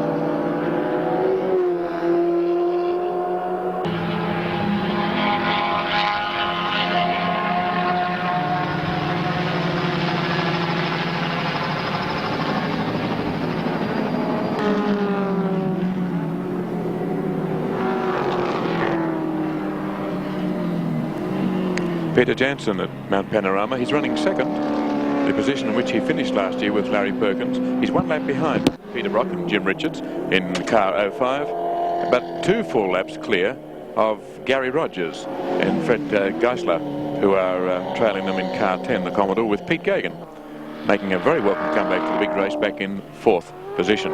He's done very well, Pete Gagan. This is his return to touring car racing. It's almost once a year trip for Pete, but they've worked their way up very, very well. Yes, missed the top 10, got back in about 13th place. The one who did make top 10, of course, was Peter Jansen, who let Larry Perkins have a go around the track, as he said, I'm going to drive the start and the finish and Larry in the middle, so I'll let him have a go at the practice session and see how he goes. Peter Jansen is one of the great characters of motorsport, and why not let him introduce himself to you. Hi everybody, I hope you're all at home enjoying your Schweppes and having a good drink on Jansen. Because out here it's a hot day, especially sitting in a car. To myself, I think it's hard for Larry and me to go elsewhere than we are at the moment. We were 5th one year, 4th one year, 3rd the next, and 2nd. Now this year, it's an impossibility to go any further, I'm sure. That is being a privateer. This year there's a lot of excitement on the mountain, some of the best competition I've seen for years. It's got a lot keener and a lot more expensive. When I say a lot more expensive, I really mean it. You really start to sell everything you've got to get up to this mountain. And I think saying this, I've got to thank a lot of the people who backed me, like Schweppes and J&B and Air India, TAA, Wampanoag, H, go on and on. But this is the only way you get there. And you boys might think, well, especially Channel 7, Jansen's making a lot for his jolly sponsors up here. Well, I tell you, I have to, otherwise I get my backside kicked in by the time I get home. And I'm a lover, not a fighter. But I rely a lot on Larry. Also, I've got Ian Tate, he's built the car and the engines. He's been a great man. He's built the Commodores that went around Australia, first, second and third. And now he owns Jansen and Perkins, and that's saying something. The guy must be mad in the head department or something. Peter Jansen, always a jovial character. And they're well placed in the Cadbury Schweppes car, running in second at the moment behind Peter Brock and Jim Richards, the Marlborough Holden dealer team Commodore. One of the great question marks in this race is hanging over Peter Williamson. He seems to have eased up a little bit. Now, whether he has problems or whether he's heading for the pits, we don't know, but the message we've got from him is that he's having electrical trouble, alternator or battery, and that's not the way Peter normally hurls through there. He was complaining earlier on that he had a lot of oil on the floor, had it from the start, but that the volume of oil was increasing. And it looks as though Peter Williamson may be coming back towards the pits. We'll follow him down the straight. Actually, what has been happening in that pit, and I've been following it very, very closely, they have a generator or an alternator problem or a battery problem. There's one that also has another problem. That's the McLeod Brewster RX-7. There gets going again. And John Porter, our systems man at Channel 7, has been using the camera to really read out the dials and what is drawing off the alternator. So John Porter has actually got in as far as being one of the crew at the moment, and I think they're coming in to do a stop. It doesn't look too good, Mike. He was waving to the spectators then, and it's not too good generally for Toyota because Graham Bailey in the Brian Hilton Toyota is in the pits at the moment as well, with steam pouring out from under the engine of the twin cam Toyota. But the only thing is that Williamson knows he's got a 3-lap buffer on second place. If they can fix it, he's right. He got streamers or something caught up on the front, whether it's just tape from some damage there as he passes under the shadow of the Channel 7 helicopter, but going very slowly. Peter Williamson just nursing the car back toward. There's a car on the roof. There's upside down. And the driver's still inside the car, out of the car now. Almost more damage running. And running for it too. And you can see his most unhappy man as he turned it over. One of the small cars, number 60, one of the country dealer team cars, Jim Fanico and Peter Boston driving that Gemini. That's the sand trap that Colin Bond said a lot of drivers would have some trouble getting used to. Looking to see if there is another car involved in that. There's a bumper or something. There's some wreckage on the track. Now, it may be that a couple of cars have hit. There are bits of debris everywhere, wheel flares. Now, whether they've touched and gone down or whether it's all from the one car. That's about where Colin Bond was standing when we spoke to him about the sand trap situation. Now there's a safer but tricky, he said, and that's a neat trick if you can pull it off. But by gee, they're going to have to move that car. It's in a terrible position. That's one of the country dealer team. Oh boy! With it, by the look of it, it's Kevin Bartlett. He's coming into the pits to try and remove that front spoiler. Get the can opener out, boys. So I'd say there has been coming together of Kevin Bartlett and the driver of number 60 from the Gemini dealer team. And Bartlett coming in to have that front spoiler pulled off the front of the car. Well, that's going to cause him a lot of trouble. You can see in the meantime the Gemini there, it really has hit hard. It's gone into the sand trap. You can see some of the tire marks behind before the sand undoubtedly slowed it just to put it on its roof. But there's debris lying up the top of the track there, bits of bumper bars. I'm not sure they all belong to that car because it's a strange mixture of colours and it's a bit hard to pick up where the red and the blue may have come from. But you can see there where Fanico's car really is lying across the track on the way down through the S's. Now, it's just a surmise at the moment, but it looks as though he and Kevin Bartlett may have tangled. Bartlett certainly has come in with body damage. So there's the sad story as we circulate over the top of the accident scene, and there you can see some of the debris that is on the racetrack. We've already had comments earlier today about debris left on the track. Kevin Bartlett, by the way, is out on the track again, and the quick lift rescue vehicle, the trucks that have caused so many frights around the track, is now on its way to remove this car because that is a major obstacle. From the picture there, the car hasn't intruded into the sand at all. It looks like it's clipped the curbing. Yeah, it's probably clipped the curbing, and then Bartlett which was built up when the sand trap was put in. Yes, there's a bit of sand dragged across here. May just have brought a bit of it. You can see it coming over the side. Now, the message we're getting from people up the top is that he and Kevin Bartlett in the Camaro touched, and that KB gave the car a shove. Under what circumstances, we don't know.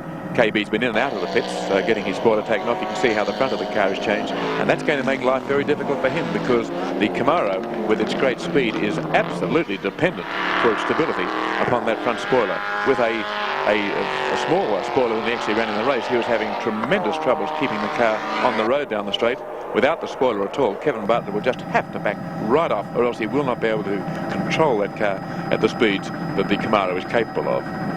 So a coming together between one of the biggest cars in the race, the Chev Camaro of Kevin Bartlett, and one of the smallest cars in the race, the country dealer team Gemini of Jim Fanico and Peter Boston. All the officials waving the flags. It won't be terribly long before Bartlett comes down past the scene of the accident. You can see where they started shedding their metal. Part of that, I think, is Kevin Bartlett's bodywork up there on the top by the different colours. Hard to tell in the afternoon sunlight. The country dealer team, of course, had trouble with their other entry earlier in the day, Big Dramas. And in the pits, Peter Williamson, he's getting a new battery with the messages, and Peter Williamson is in the pits in car 44. While Kevin Bartlett goes past the scene of the action, which he apparently figured so prominently. And now let's watch him down the straight to see whether he does have any handling troubles or not. As we pointed out the other day on Friday's practice, Bartlett came over one of the humps in Breville Conrod Straight in the front of the Camaro, lifted just clean off the ground. It was a most unnerving experience. White-faced and shaken he was after that. So whether or not to having no spoiler down there, we'll have to wait and see how it affects the handling. Here he comes down into the braking area, down through the gears. See, there has been a bit of damage to the front. We saw Kevin earlier involved at that point in touching one of the Trans Dolomites that got in his way, and he gave it a couple of little pushes through there. Then the Dolomite turned sideways. He got out of the way. But you can see there the damage is much greater this time. A broken light on the left, the loss of the front spoiler, and the Gemini on its roof up on the top of the track. Williamson's car still in the pit area. I know they have a couple of laps on the second place driver, but they're doing well in the index of performance and all the other awards, and they want to make sure they're out there and don't really have to race. Going into this pit stop, they had 4 laps on the car holding down second spot in that class, the chicken entry car 51 Graham Bailey. They'd like chicken and champagne after the race and not just the feathers. Okay, Bartlett we're staying on in the 9 Camaro, a car that sat on pole for this race. Good qualifying effort yesterday. Kevin's already banked $9,000. That pit stop, by the way, has already cost Williamson the lead in the index of performance. The leader there now is the car 35 Capri, Barry Seaton.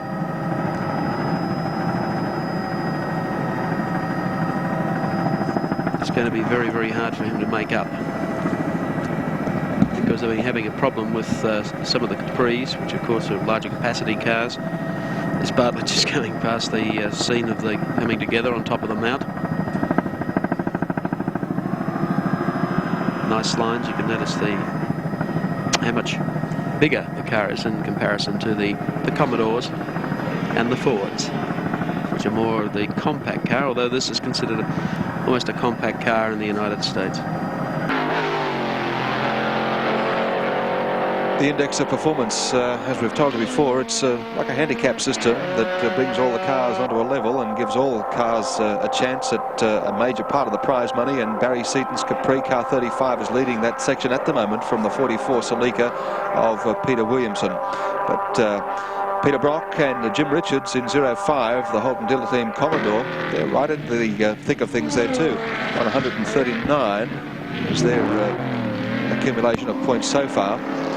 And then Graham Bailey in car 51, followed by the Bond Masterton Capri, Jansen Perkins Commodore, the Brian Wigston Commodore, the Gagan Nelson Commodore, the Brown Sampson Commodore, and the Giesler Rogers Commodore. That's in the index of performance. Kevin Bartlett once again brings the car into the pits, not happy with something, whether it's handling or something more fundamental. The race has 23 laps to go, 39 cars left in the race, but a lot of them on the wrong side of the fence here in pit lane.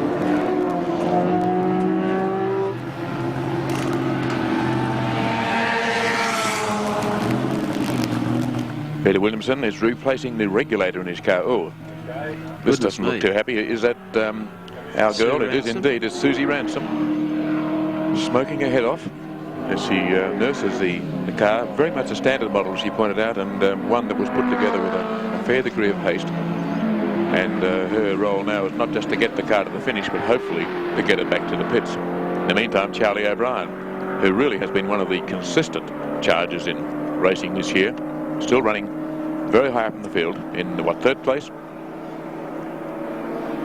Goes down Breville Straight. The head-on view over the humps, which can cause such trouble to the aerodynamics of the really high-speed car. You can see there those three successive humps. Here comes Charlie O'Brien, about to crest the final one into the braking markers. Peter Williamson is going very slowly out of the pits, by the way. In fact, I don't think he's going to leave the pits. As we follow the long view down there, we'll be returning to some of the drama in these closing phases of the Hardie Ferodo 1000 in just a few moments from now.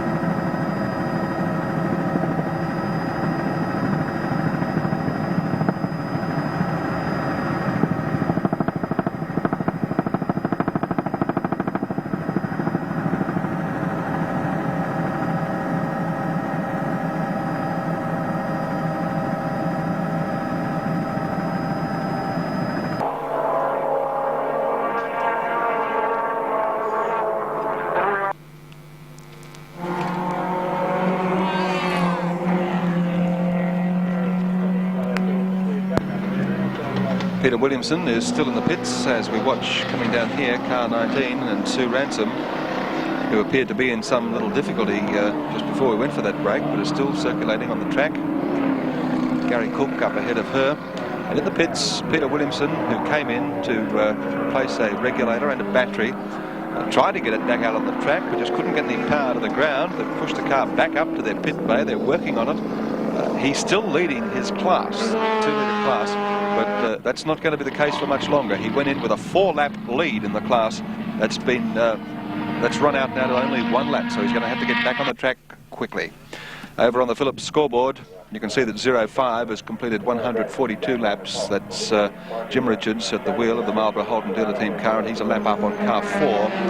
Cadbury Schweppes Commodore, driven by Peter Jansen and Larry Perkins. Car 10, 138 laps completed. In third place is Charlie O'Brien, and car 11, Gary Cook, the Citizen Watches Commodore, also going very well, having completed 137 laps. And as we speak, you see they turn up the board for Charlie O'Brien in car 10 to 139 laps. Car 15 has also completed 138 laps, and that's the Recar Consolidated Industries entry of Alan Brown and Brian Sampson, also circulating very, very consistently indeed, just ahead of car 16, which is Gary Rogers in the Greater Pacific Finance Commodore. Well, panning across our Phillips scoreboard, we still see that Brock and Richards in the 05 for the Marlborough Holden dealer team, holding that 1 lap advantage. Straight, by the way, as we're just glancing across the Phillips scoreboard, I happened to look up and I saw going up Mountain Straight car 32, the Capri of Masterton Holmes, Steve Masterton and Colin Bond, and definitely it's blowing smoke, so they could be in a little bit of strife. Yeah, it's been smoking the last lap or so of this race, but they've eased off the pace quite a lot. There in the green section on the Phillips scoreboard, car 35, you can see is the Barry Seaton Capri, having completed 136 laps, the leader in that class. Now here's the interesting situation, car 44, Willows Salika, 129 laps completed, but he's lost an awful lot of time. He's still stuck in the pits, and I think he's about to lose the lead in that class. Well, they've lost, I think they started off to change the battery, and they've gone now to the alternator. Yep, well, they're both on the same lap, and I think the Chicken Salika, car 51, Graham Bailey, is now the leader in that 2-litre class. And down the bottom of the list, we've got the 1600cc class. That's also a close battle. If we can come back to car 54, just to see what number of laps they've completed. Car 57 has completed 122 laps, and it was a pretty close go between it and well, there you go. 122 laps apiece, and which of the two cars is ahead on the track, we'll check as they come round next time. They're very close in the 1600cc class. There's Sue Ransom, still going. The car's been blowing an awful amount of smoke for the last 3 or 4 laps, but doesn't appear to throw as much around the bottom part of the track. But when she puts the engine under a lot more stress up or trying to climb over the top of the mountain, it has been blowing smoke rather profusely. Rewiring the alternator in Peter Williamson's Salika, that's what's keeping them in the pits. Yes, bad luck indeed for Peter. Bo Seaton, of course, has moved up to 8th position outright.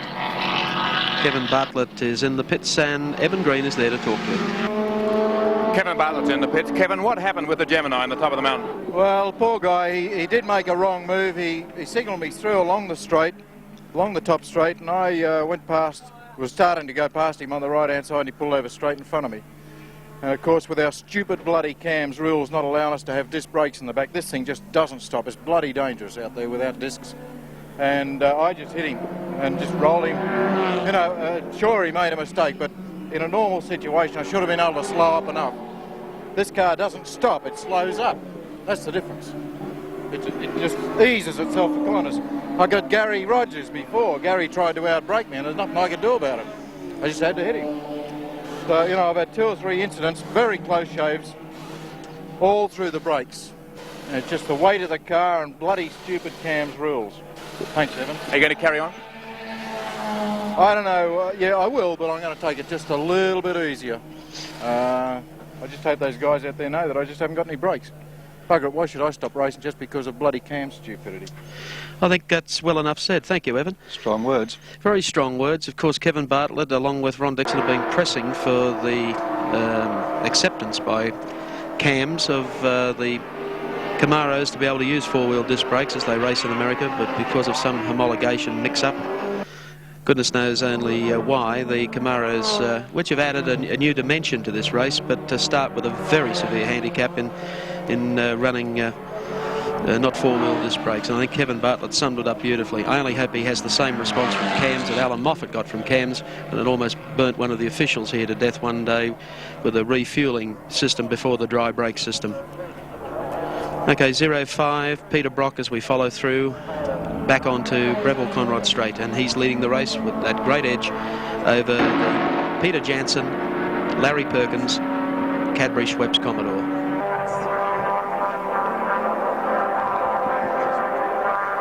Peter Williamson being pushed round the back of the pits and out of the race, and I would say there's not much time for him to do anything to the car to get it back in either.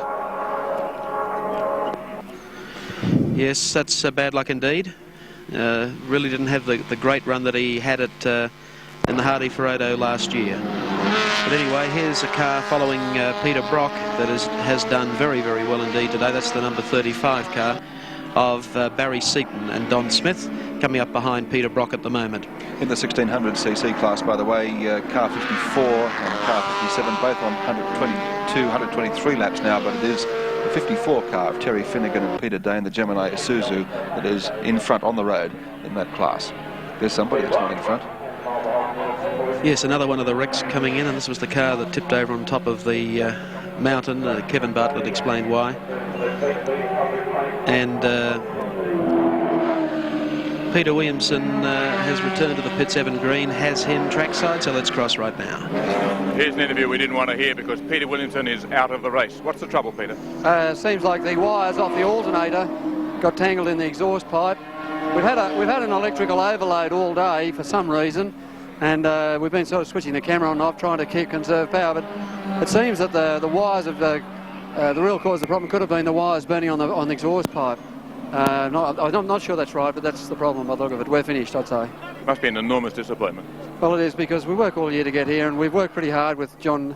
I feel sorry for John Porter, because we probably can be blamed for some of his failure today over this our wiring. Now, John Porter is the man who designed and installed the camera equipment which was used here for the first time in the world. Yes, it's the panning and everything that we hope, but I feel sorry for him more than I feel sorry for me, because there'll be another race, and I just hope we can be part of the action. Well, I think viewers across Australia will agree that you, Peter Williamson, gave them a fantastic ride around Mount Panorama today, and we're just as sorry as you feel at this moment. Once again, it's back to you, Mike Ranger. Thank you, Evan, and thank you, Peter, who climbs from his car and gives us a rather gracious interview. There's more action coming up. Can Peter Brock last the distance? Something's gone wrong with everyone else. Will it go wrong with Peter Brock's Holden Commodore? We'll wait and see. More action upcoming in the Hardie Ferodo 1000 live from Mount Panorama.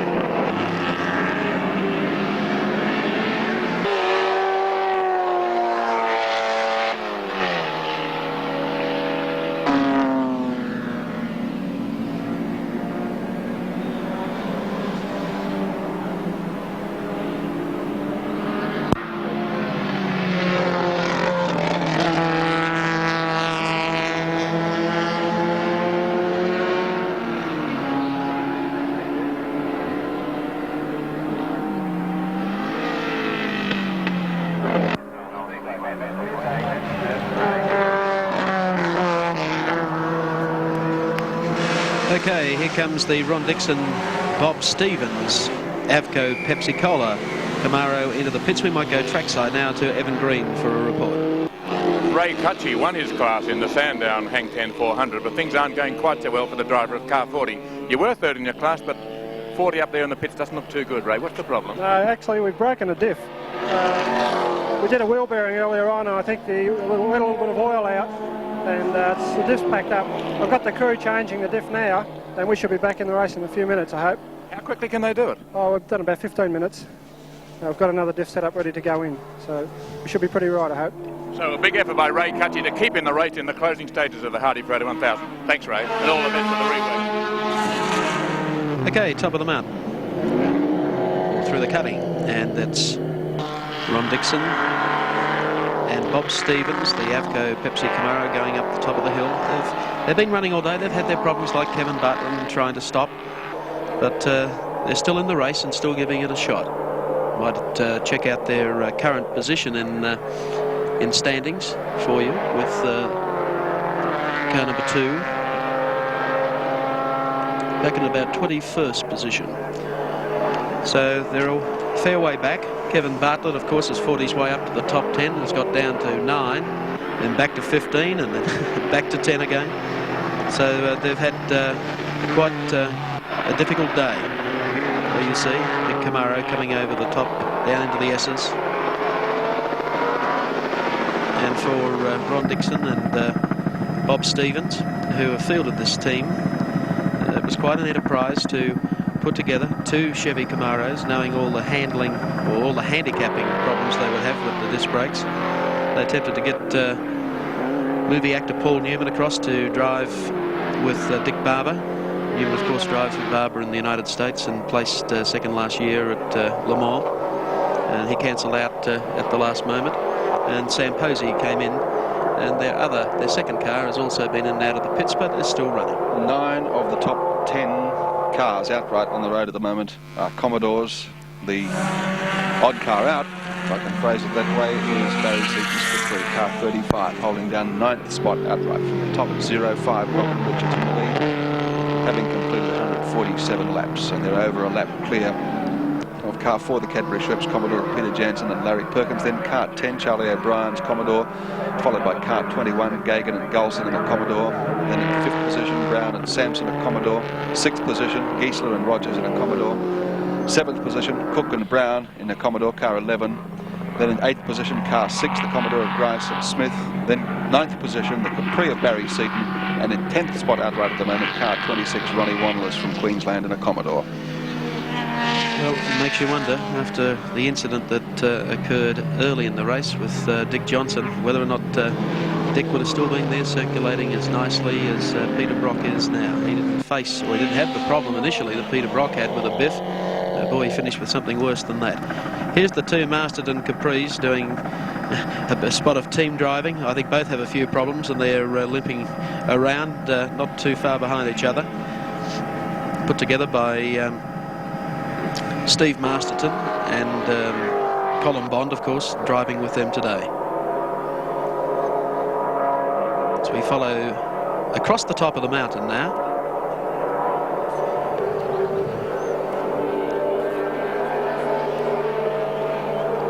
We might take a look at the Camaro situation. Bartlett and Forbes, the 9 Network Camaro, are best placed of the 3 Camaros in the race. They're in 12th position with 136 laps completed, more than 10 laps down on the leader Peter Brock in 0.5. Car 2, Dixon and Stevens, the Avco Finance Pepsi Camaro, in 21st position outright, 121 laps completed. And car 12, the second Avco Pepsi Camaro with Dick Barber and Sam Posey, completed only 91 laps. Okay, Evan Green is ready in the pits with one of Joe's favourite people, Charlie O'Brien. One of the most incredible stories in this year's Hardie Ferodo has been the progress of Garth Wigston and Charlie O'Brien here. Now, early this morning, you wouldn't have given them one chance in a million of doing well, and yet now they're running 3rd in car 10. What happened earlier on, Charlie? Well, Evan, this morning the emergency stop on the car, which is located in the centre of the car, the wires underneath must have come loose and they shorted out. That's a special switch to isolate all electrical functions, is it? Exactly, just in case you're going over the skyline and the accelerator sticks or something, and you can just sort of reach down and cut it off rather than look for the ignition key. And how many laps did you lose? We lost 3 laps sitting on the side of the mountain while I tried to have a look for the problem. Luckily, it was about the third thing I went for was the cutout switch, and the wires were burnt out underneath, so just joined them together and got us going back again. What position were you in when you got going? It was only after about 6 or 7 laps. I think we were running about 6 or something at the stage. And you've been gone right back to about 56, I would think. You wouldn't believe it. You'd think with the reliability of the car now, it's something like a new white road boss, but it's going like a real car should at the moment. Hoping he's going another 15 laps. And Garth having no problems out there? No, the car, when I came in about 3 laps ago, it was perfect. You couldn't ask for a better motor car. The man coming third in the race, Charlie O'Brien. And of course in the car at the moment is Tasmania's Garth Wigston, the number 10 car, Roadways car, always one of the best turned out touring cars in Australia. Had its first meeting at Lakeside in Queensland, came down for a meeting at Amaroo Park and was totally competitive against Peter Brock. They had high hopes. They qualified well yesterday, only to have that electrical problem with the kill switch. And just as well Charlie was mechanically inclined, otherwise there might be a few more laps down. 05, driven by Jim Richards at the moment for the Marlborough Holton Dealer team, is a lap and 36 seconds ahead of the second place vehicle, and that's car 4, Peter Jansen and Larry Perkins in the Cadbury Schweppes Commodore. Third place held by that car there on the screen at the moment. Roadways Deuce Commodore, Charlie O'Brien and Garth Wigston. Garth at the moment. Conrod Straight, the Breville straightaway. Straight that earlier today was absolutely full of race cars. And it's fairly sparse now. Interesting to look at the attrition rate overall.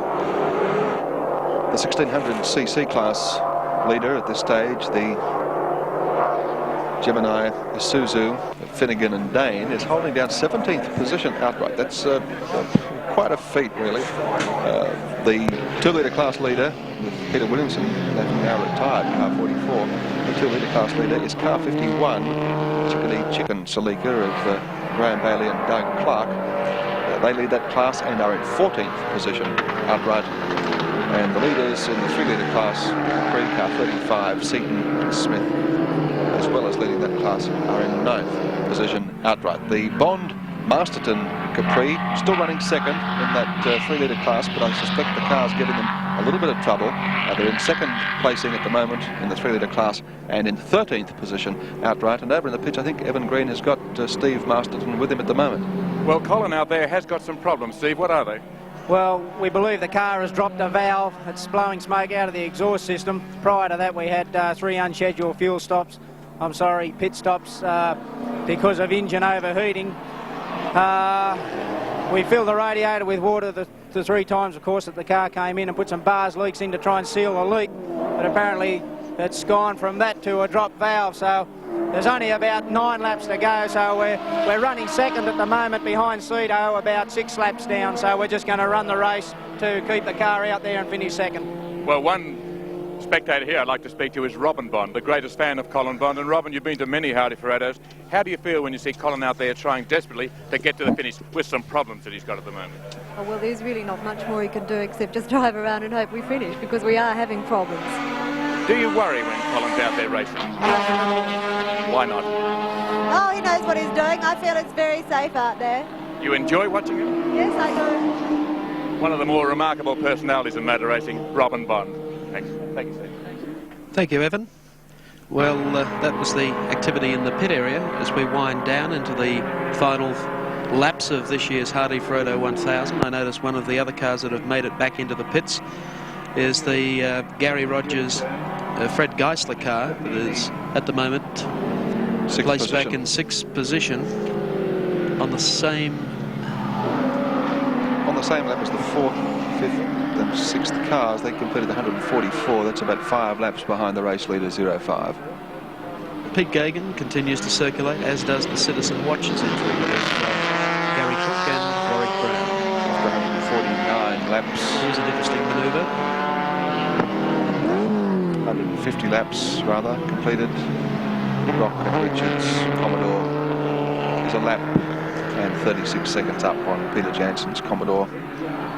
And 3 laps up on the number 10 entry of Charlie O'Brien, Garth Wigston. But talking about Charlie and Garth, they just went for a little ride there. Garth Wigston, the bottom of Rebel Conrod Straight, took a bit of a spin on Murray's Corner. Got some problem there, obviously, and is now making his way into the pits, blowing a lot of smoke. There's the two Masterton cars together. Chris Economaki is in the pits on his headset and might like to join us shortly for his impressions of this year's race. Chris takes off back for the States again, first thing in the morning. We'll follow these cars down through the mountain, through the S's. They're still there running. And we know the problem that Colin Bond is trying to nurse around with a drop valve. And it's quite a lot to expect the car still to be able to complete 10 laps in that particular state without finally coming to a stop and seizing the engine.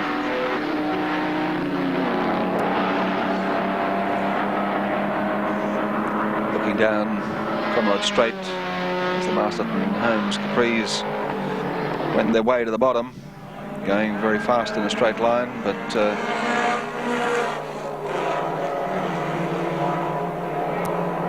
not being able to haul in the bigger cars in front of them. Certainly with a drop valve, Colin Bond in car 32 has got his hands full. Being overhauled by the 31 entry on the run into Murray's Corner. And as those two cars take the corner and come up pit straight. They've been sitting that way for the last 10 laps. I don't think, I was going to say, I don't think Colin was sitting like that much longer, but with Bondi, you never know, he could keep going. He can nurse a car. Well, he's doing a great job here today, trying to just finish. Chris Economaki is in the pits as well. We might have a talk to Chris shortly. See, Sue Ransom has just pulled the CIG entry car 19 into the pits and is out of the car. He's done a great job there. Well, across to Evan Green for a moment, who has a quick report. The Garth Wigston car has just come into the pit with some sort of brake trouble. Garth, what's the problem? Got to the end of the main Conrod, Evan, and put my foot in the brakes and went straight to the floor. No matter how many times I pumped, we still had no brakes, so it was a case of down the escape road to spin the car to try and stop it. But we've just lifted the front up and had a look, and we punched the piston straight out of the caliper. So what we're going to do is block off the caliper completely on the left-hand side and try and finish the race with just brakes on 3 wheels. Thank you very much, Garth Wigston. He's going to try and finish this race on 3 wheels. As far as brakes are concerned, running in 3rd place, so it's certainly worth the effort. Thank you, Evan. We'll take a break and then come back with the closing stages of this year's Hardie Ferodo 1000 from Bathurst.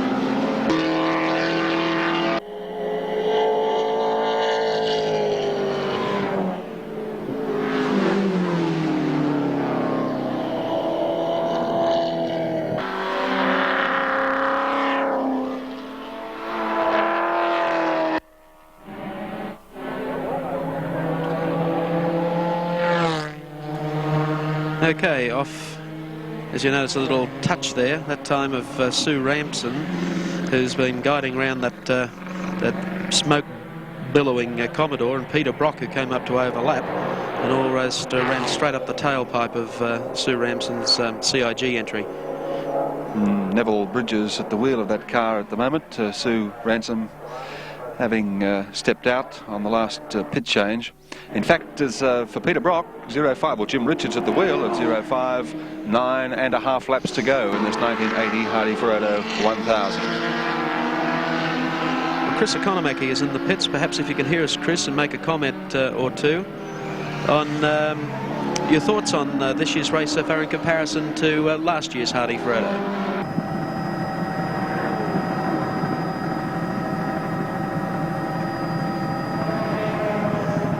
Chris is there, having just a little... Yes. Chris Economaki, just mentioning, Chris, your impressions, I know you'll be leaving us shortly, of this year's race in comparison to last year's race.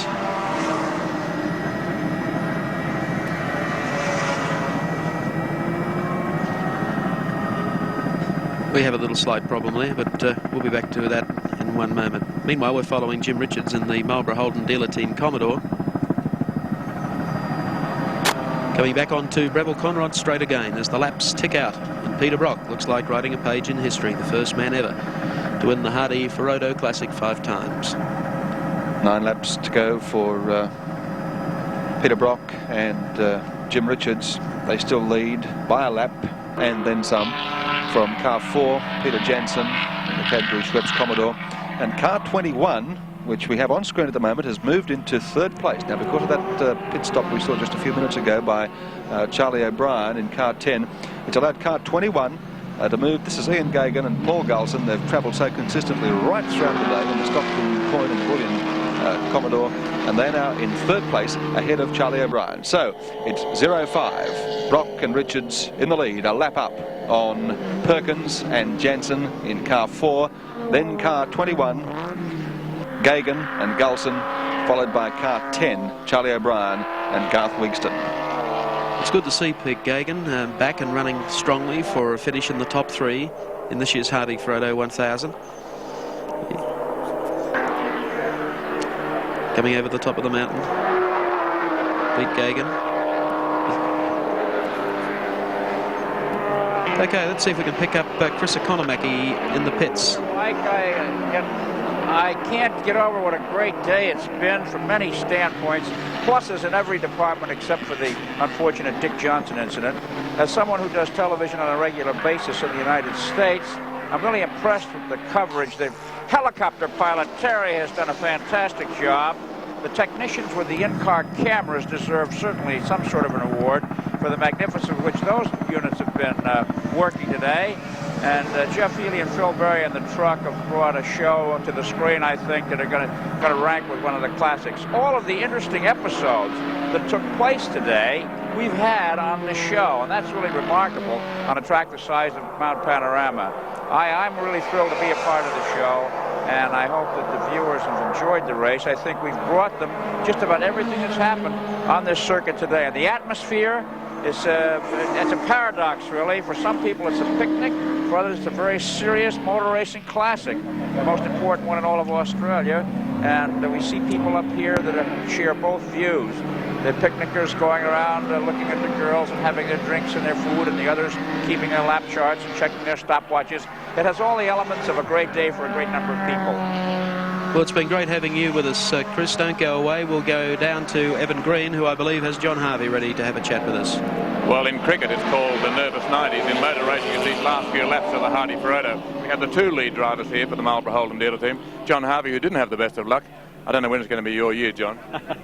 Yeah, well, the engine just broke just at McPhilmy Park there. After I'd taken over the car, done about 6 or 7 laps. Car was running beautiful, the engine was running fine.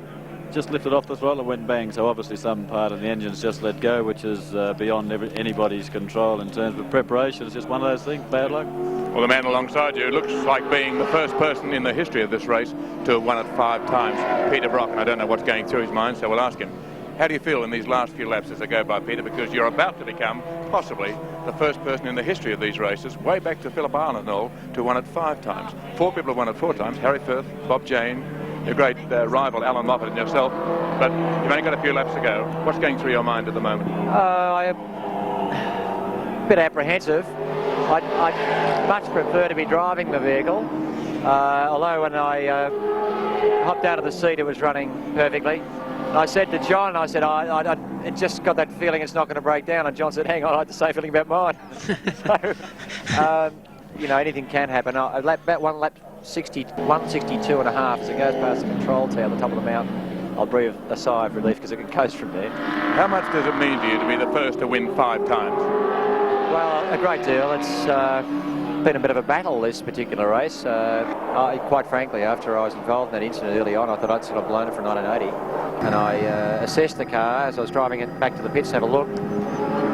I felt the steering wasn't deranged, the water temperature was okay, and all I was worried about was the bodywork hitting the tyre.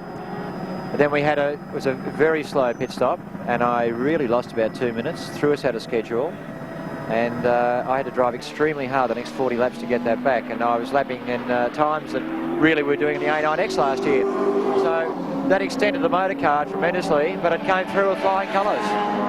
How do you feel with Jim Richards in charge over these last few laps? Oh, no problems there. Jim's very easy on the car, stroking it along. I was looking at the lap times there. He's doing between 2:28 and 2:30 thereabouts, and I know from you know, he can do 2:25 standing on his ear, no problem.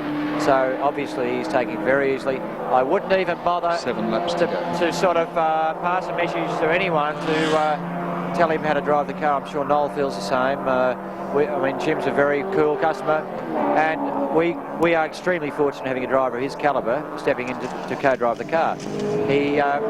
The reason he's in it now, as a matter of fact, is because the earlier stint of his was cut short because he had a flat front tyre.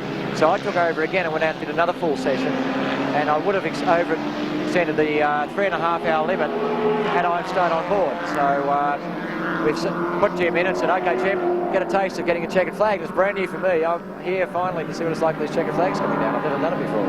Well, new cars normally don't win at Bathurst. How does the Commodore compare with the well-developed A9X Tirana? Well, as I mentioned earlier, the car is capable of running in laps, which the A9X would be fairly proud of. 2:22 I did earlier there, and quite a lot of laps of that when I was trying to catch Bryce and Ron Harrop. And considering we've got 332 horsepower in that car, last year we had 390, it says something volumes really for the handling and braking and aerodynamics of the car. It really is a very efficient sort of design. How did you feel when you weren't allowed to run the bigger engine, the bigger valve, the A9X motor that you really wanted to run? Well, I think that the first 15 laps you could see what was happening. The Falcon and Camaro we were no match to them, and we had a full tank of petrol and getting on that big long Conrod straight. So we obviously need that sort of speed to mix it with them, but fortunately for us, they both had problems. Let us back in.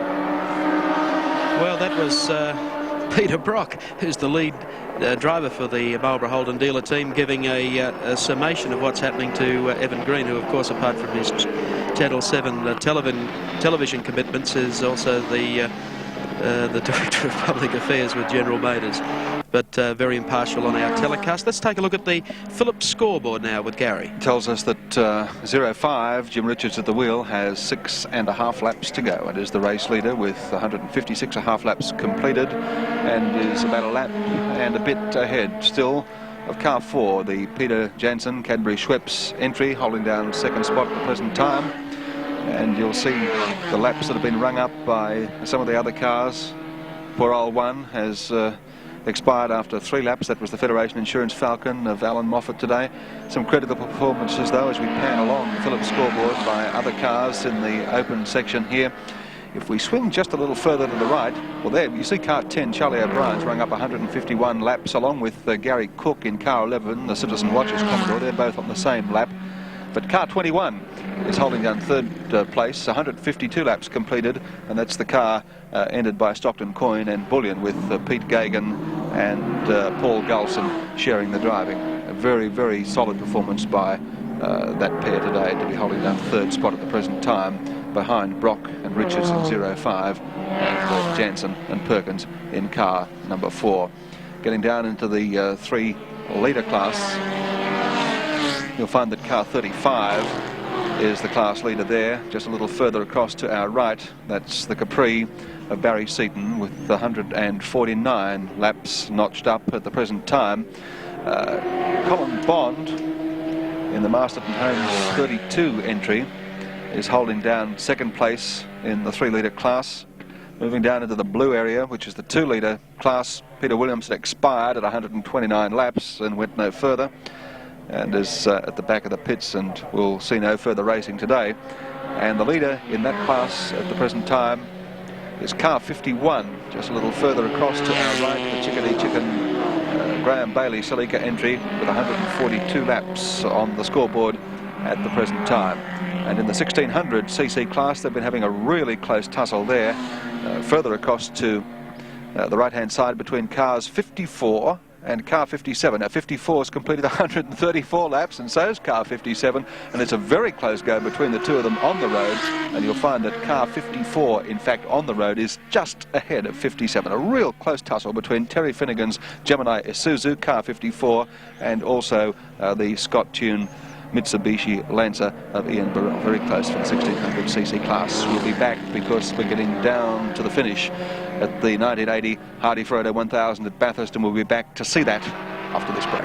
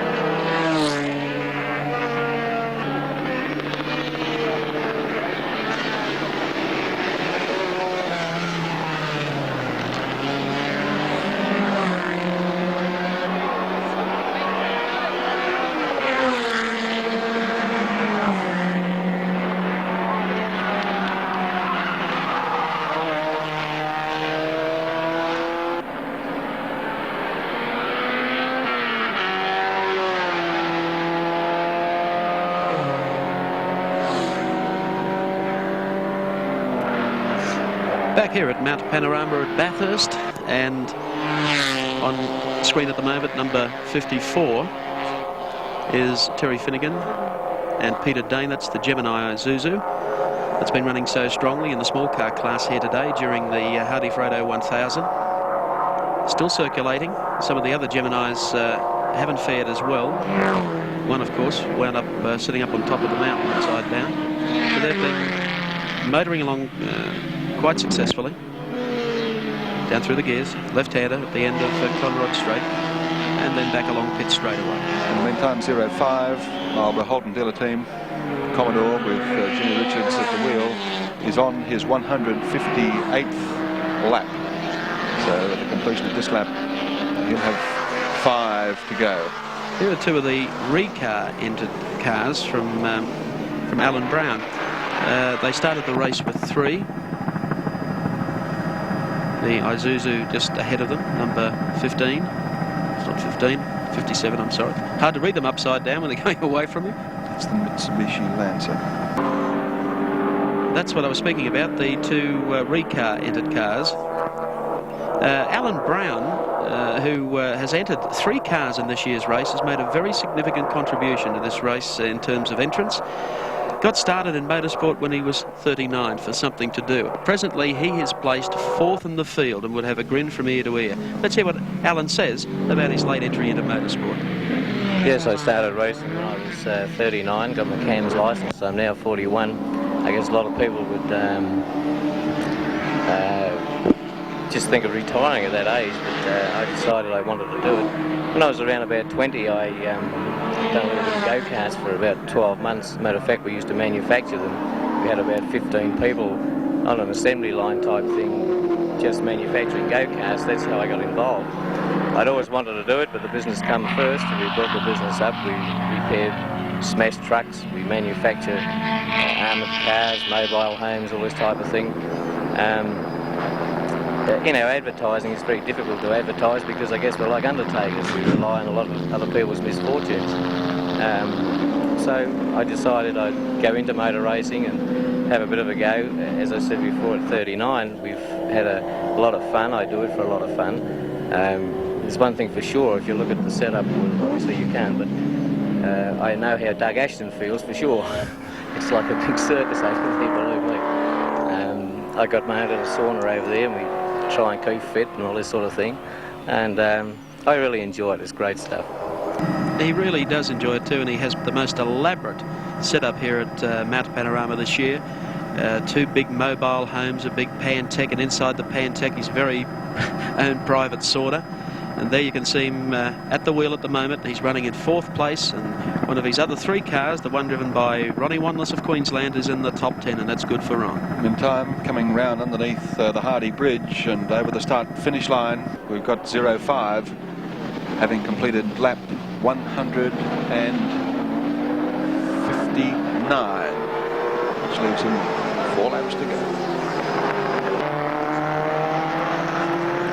Yes, there's Alan Brown going back on to Breville Conrod Straight, and that smile will be getting almost ear to ear at this stage. We'll take a break and return for the closing stages of this year's Hardie Ferodo 1000.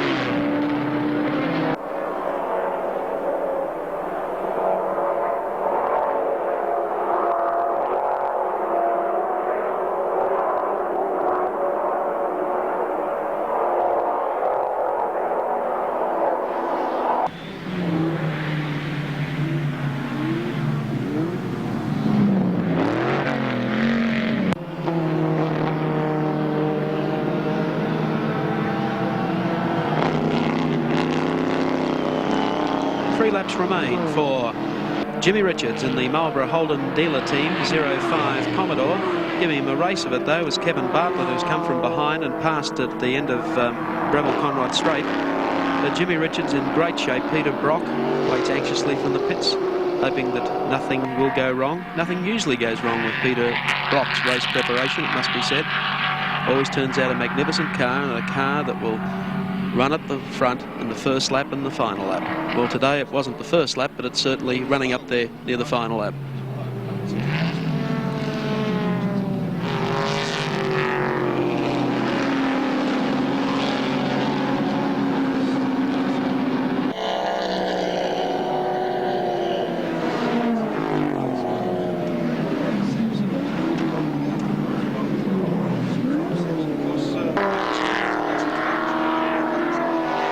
I think that Brian Sampson would be very delighted to be up there running so strongly in the race at this moment in 4th place, along with Alan Brown, who we met earlier.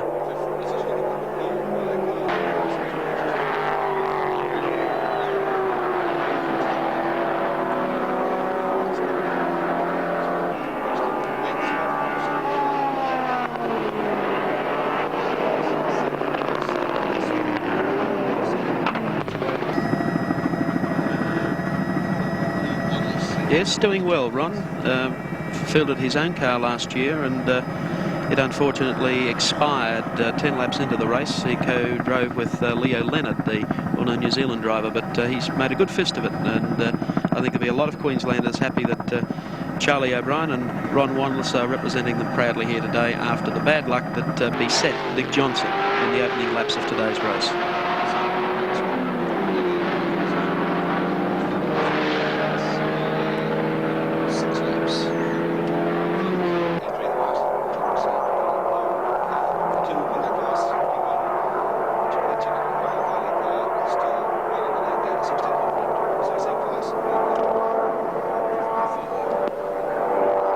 The battle of the tobacco companies coming up as the Grice entry attempts to pull back a lap that it lost earlier. And we're seeing Jimmy Richards really playing a conserving game. He's allowed Kevin Bartlett to come from behind and stay out of trouble, just let Bartlett go past, and now it's the Grice Craven Mild entry that looms up alongside that Marlborough Commodore. Jim doesn't give him too much of a break. They both, well, hello, the K Power entry is running a bit short of steam, trying to head up the mountain. That's the Jag Parts entry. Yes, a little fogging of the windscreen there, a bit of heavy breathing. Okay, up towards GTX Bend, the right-hander, and here we have them coming up with this great dice, still continuing between Jimmy Richards in 05 and the Alan Grice Craven Mild car. Take a look at the outright slowly for you. Number 5, of course, the leader. Jim Richards at the wheel at the moment, 160 laps completed. In second place is the Cadbury Schweppes Commodore of Peter Jansen and Larry Perkins from Victoria on 159. Then comes the Commodore of Pete Gagan and Golson on 156. They're in 3rd place overall. In 4th is the Commodore of Alan Brown and Brian Sampson, the Recar Commodore. In 6th place, Charlie O'Brien and Garth Wigston and the Roadways Deutsch Commodore. In 7th place, we have Fred Geisler and Gary Rogers and another Commodore. It's getting monotonous. In 8th place, of course, the number 6 Commodore. That's Alan Grice and Johnny Smith that are trying at the moment to get unlapped from Jim Richards. In 9th place, overall, is the Alpha Couriers Ford Capri driven by Barry Seaton and Don Smith. And the recar of Ronnie Wanless is in 10th spot. 12th place, the 9 Camaro that sat on pole for today's race. Just look at this little dice continuing, though. We'll let the IBM computer punch up how everyone is placed on 160 laps, or those who have dropped out and the number of laps accredited to them. I thought Richards was going to just ease off and let Grice or John Smith past last lap, but as soon as they got up alongside each other, door handle to door handle along pit straightaway, it spurred Jimmy Richards on a little. Johnny Smith is at the wheel, of course, after that problem they had earlier when they wound up in the bunker at the end of Conrod Straight. So Johnny Smith trying to atone a little, I would think, at this stage, and trying to get inside of Jimmy Richards. Won't be too long before these flags come out. Here it comes, the checkered flag for Peter Brock and Jim Richards. Richards at the wheel. A great finish. Peter Brock now makes it 5 Hardie Ferodo successes. And a tremendous driving piece by Jimmy Richards, who of course rode out the last part of the race for Peter Brock. The first time ever that Peter Brock has been accredited a winner and watched on from the pit area while his co-driver finished. Second place overall as the rest of the cars come into finish now. We'll go to Peter Jansen and Larry Perkins in the Cadbury Schweppes Commodore. Entry, yep. Third place, Pete Gagan. Car 21, that is great to see. Pete Gagan and Paul Golson in the Stockton Coin and Bullion Commodore entry will take out third place. Fourth spot to car 15, another Commodore. This one entered by Recar, Alan Brown and Brian Sampson. Fifth place, we go to car 10, and that's the Roadways Deuce entry, Charlie O'Brien and Garth Wigston. Sixth place, another Commodore, Giesler and Rogers, the Greater Pacific Finance car. In seventh place, car 11, another Commodore, the Citizen Watchers car, Cook and Brown. In eighth place, the Craven Mild Commodore, car 6, Alan Grice and John Smith. Ninth place, car 35, the Capri, Bo Seaton and Don Smith. It's a 3-litre car, finishing right up there with the biggies in ninth spot outright. 10th place outright to car 26, the Recar Commodore of Wanless and Wright. And the two Recar cars, they're just finishing across the line together and getting a great hand from the big crowd here, and followed across by the two Masterton Holmes cars as well. So a little bit of showmanship and flair, winding up what has been a day of fairly high attrition for a Hardie Ferodo 1000. We'll take a break and come back with the man and the team that have wrapped up the 1980 Great Race.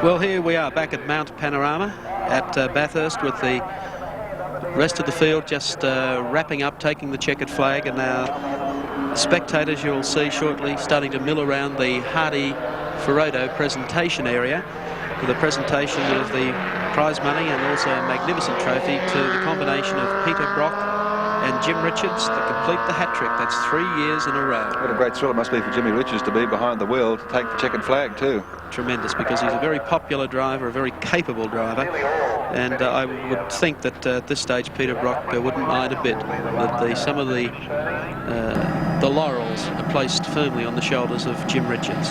There's the scene from Terry Lee, Doug Hampson in our Channel 7 chopper as everyone begins to muster beneath the Hardie Ferodo Centre, which is just to the side of the Hardie Bridge near the start-finishing line. And so long it seems that the day started with our chopper ride to Bathurst from Sydney. The excitement of the build-up to the race, the great excitement to see Dick Johnson of Queensland and Kevin Bartlett racing each other, and then Johnson establishing a handy break over the factory team cars, only to have a rock dislodge itself, as we believe, from the top part of the mountain, fall off and crash into the side of Dick Johnson's Palmer Tube Mills entry and put him out of the race. And what followed? Viewers of the 7 Network across Australia who responded by ringing their local television stations and wanting to do something to reward Dick Johnson, whose racing days looked as though they were finished. The amount of expense that he'd incurred in the preparation for Bathurst, the telephone call that was confirmed from Edsel Ford, who offered on behalf of the Ford Motor Company of Australia to match dollar for dollar any money that came through the Dick Johnson appeal and was sent on to ATN Channel 7 in Sydney at Epping, New South Wales 2121. The Ford Motor Company to match it on a dollar for dollar basis. So who knows? Maybe Dick Johnson will drive away quietly from Bathurst tonight. Peter Brock will have a party. That's quite obvious by the big team and the number of people that are around with the Marlborough Holden dealer team. But 1981 could be the year that Dick Johnson, the sentimental favourite, will return to Bathurst to tackle the might of the Marlborough Holden dealer team. Let's hope so, because I don't think motor racing can afford to be without the Dick Johnsons. No, I think everyone would agree. We had a great race going there. Perhaps by 1981, the controllers of motorsport in Australia can give some logical reason why cars from other countries, such as Chevrolet Camaros, cannot run in Australia with 4-wheel disc brakes, as you can buy them on the road in the United States and race them in the United States, and we can see more internationals come. I think it's a great thing on the part of so many of the teams that enticed internationals to come. And we'll go to the Hardie Ferodo presentation area now, and to introduce the trophy presentation, it's over to Evan Green. A dozen years ago, a young driver named Peter Brock appeared at Mount Panorama and records that driving a big 350 cubic inch Holden Monaro, he was passed through the corners by a Mini. Well, he's got better since then. He won in 1972, in 1975, in 1978 and 1979, which equaled the record for 4 wins. But this year, Peter Brock has created history by being the first man to win 5 times. Peter Brock. And his great co-driver, Jim Richards.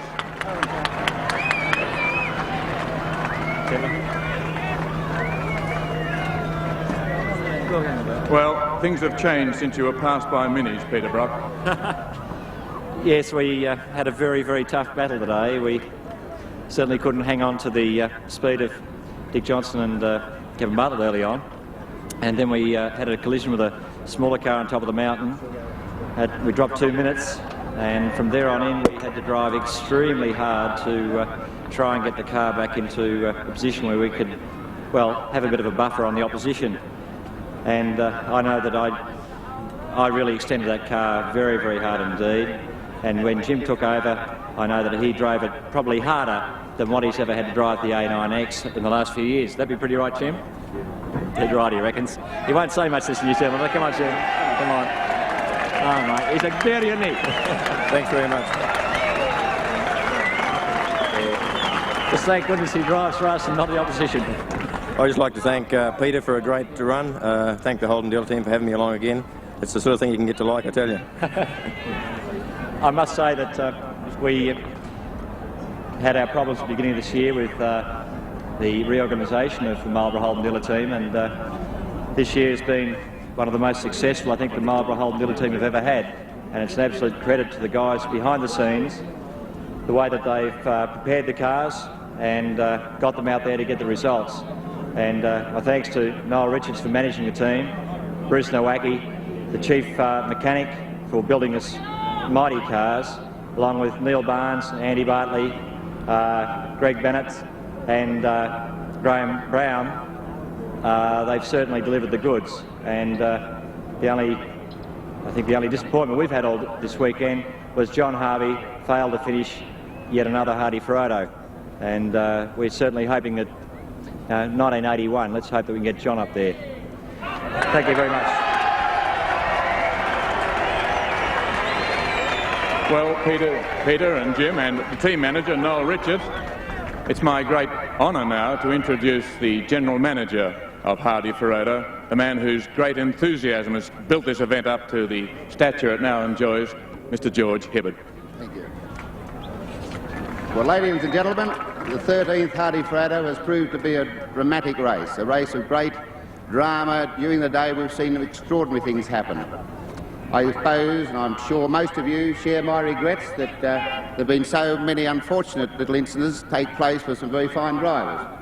But that must not detract from the brilliant professionalism that's been displayed today by our pals here, this marvellous Peter Brock and Jim Richards and their wonderful team. And it is with great honour that I call forward John Cooper, President of the Indianapolis Motor Speedway, who is our honoured guest this year, and I'm going to ask him to make the award. Thank you very much. Mr. John Cooper. Thank you, George. This really is an honor for me to make this presentation to Peter and Jim.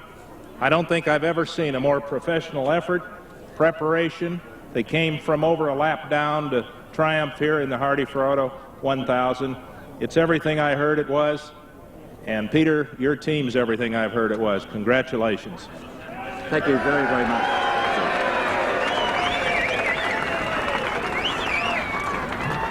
Thank you. Where's Jim? I'd like to say that it's an honour to receive those accolades from yourself. And I didn't see you after the qualifying, George Hibbard. We missed out this year. We didn't quite have the speed to get there, but nevertheless, we tried. But my thanks again to Hardie Ferodo for promoting this magnificent race. It's a highlight of the year in Australian motorsport.